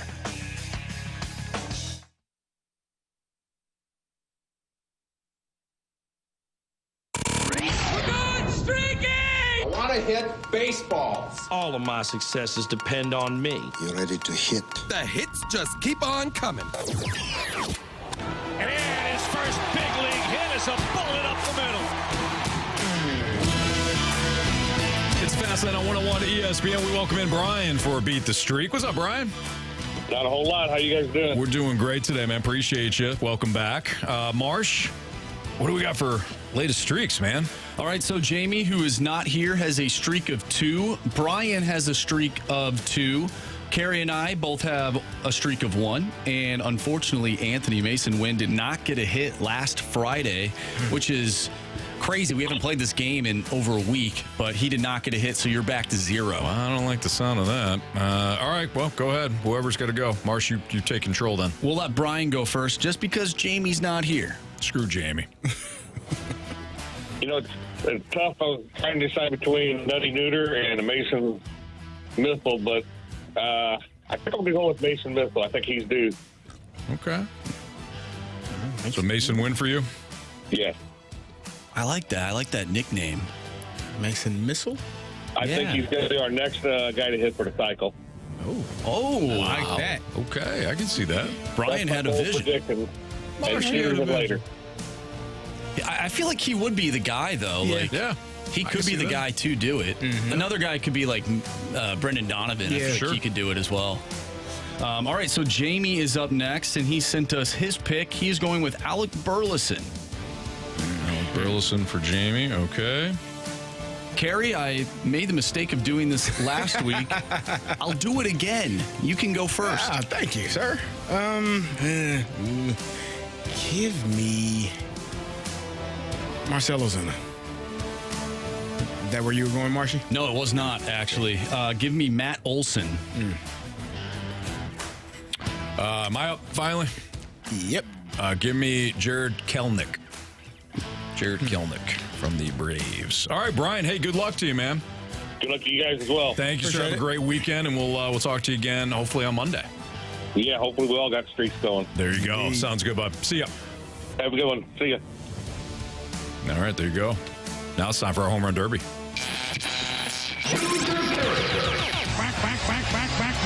Stay fair! Stay fair! Go fair! Go foul! I don't believe what I just saw! Home run! All right. Marsh, you got yourself on the board, did you not? Well, I did. I did win the home run derby, the actual home run derby. Good man. So I am 1 point behind Jamie. Jamie still leads with 15 points. I'm now at 14. Anthony, you are at 7, and Carey is still stuck at 5. Sorry, Carey. No, you're not. I'm not. I know. I'm a competitor. I know you are. Yeah. It's okay. You are too, though, so you get it. Second half is my time. Yeah, certainly. That's what I've been telling Marsh all day. All-star break. All right, so Marsh. Yeah, so Jamie is picking Alec Burleson, so he's doubling down today. Okay. I am going to go with Wilson Contreras. I'm sorry. How's it feel? Huh? What? Wow. All right.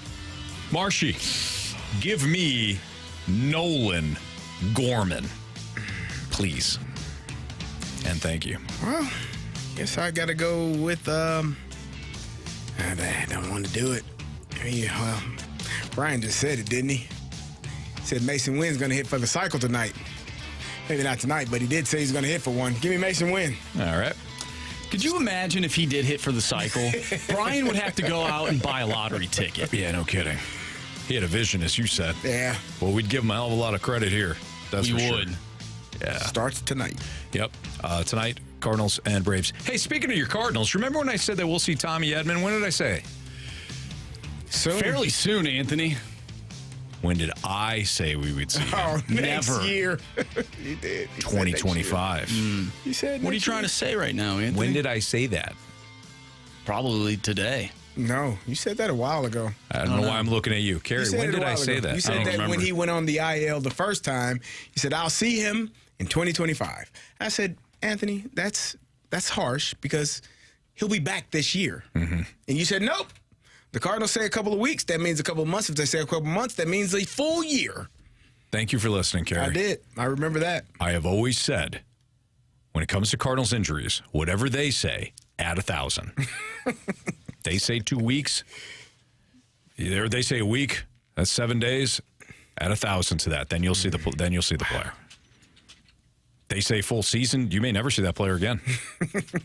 Tommy Edman, according to Derek Gould, had to pause his rehab assignment to address pain that resurfaced in his ankle.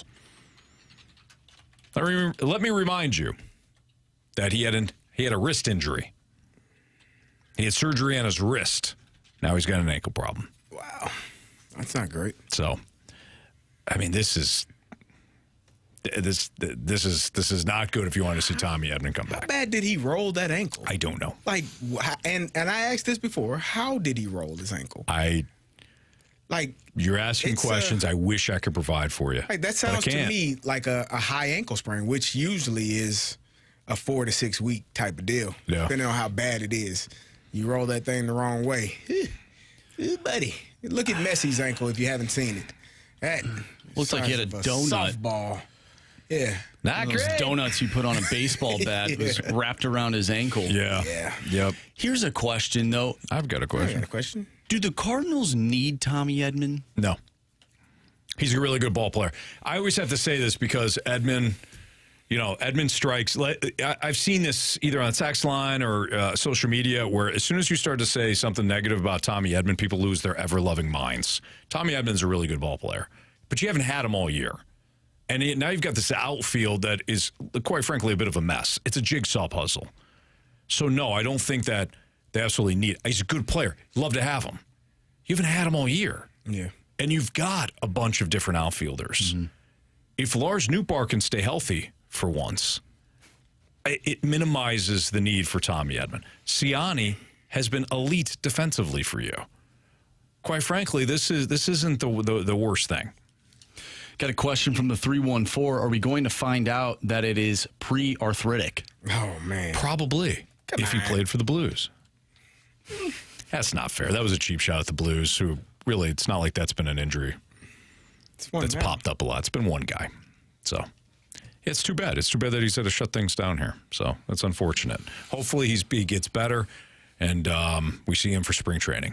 It's Fastlane on 101 at ESPN. We have Fade or Follow, Bet the Board, 3 stars of the day, criticisms and compliments. That's all next on 101 ESPN. Why'd you say that, Carey?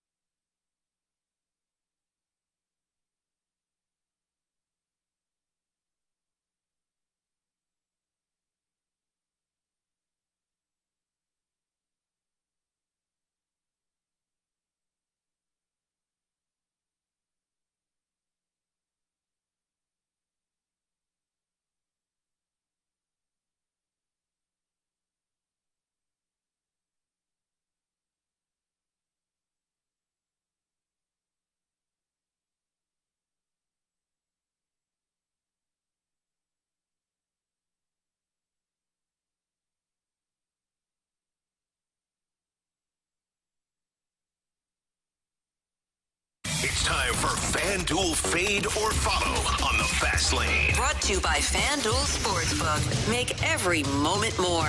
Everyone follow us. I'll fade. Money, money, money, money, money, money.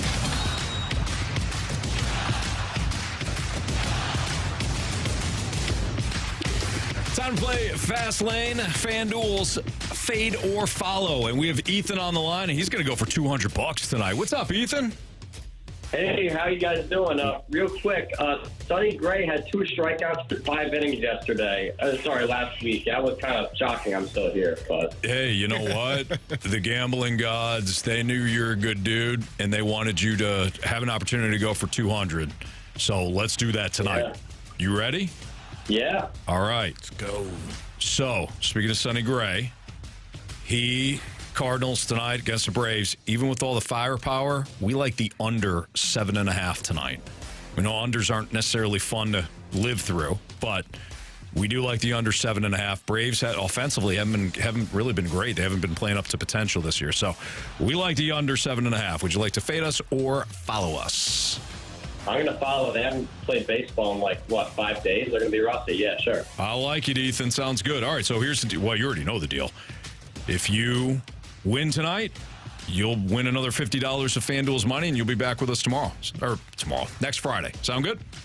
Yeah, sounds great. Excellent. All right, Ethan. Hey, thanks for listening, as always. Have yourself a great weekend, and we'll talk to you again next Friday. Yeah, you guys as well. All right, thanks, brother. Good luck, Ethan. See ya. There you go. There's a fade or follow in the Fast Lane. Good stuff. Ethan's a nice guy. He is. And as Marsh noted, he faded us at least once. Yeah. And he won, so I kind of appreciate that sometimes. Like, yeah, you know what, guys? Did the only research here. Not loving that. So good stuff from Ethan. If you missed anything from today's show, you can always download the podcast, available at 101ESPN.com or on your 101 ESPN mobile app. All brought to you by Dobbs Tire and Auto Centers. Marsh, what do you got for criticisms and compliments? We need our Bet the Board, Anthony. Yeah. What do we got? What do you got for Bet the Board? So we did not pick yesterday, for those that are wondering. Should have. Could have. Shoulda, woulda, coulda. Needed a win. So the standings are still Jamie 8-3, Anthony you're 7-4, Carey you are 5-6, and I am 5-6 as well. Are we doing 2 picks today, or Yes. are we just doing 2 one? picks. Are we doing 2 picks? Yeah, Okay. we're doing 2 picks. Yeah.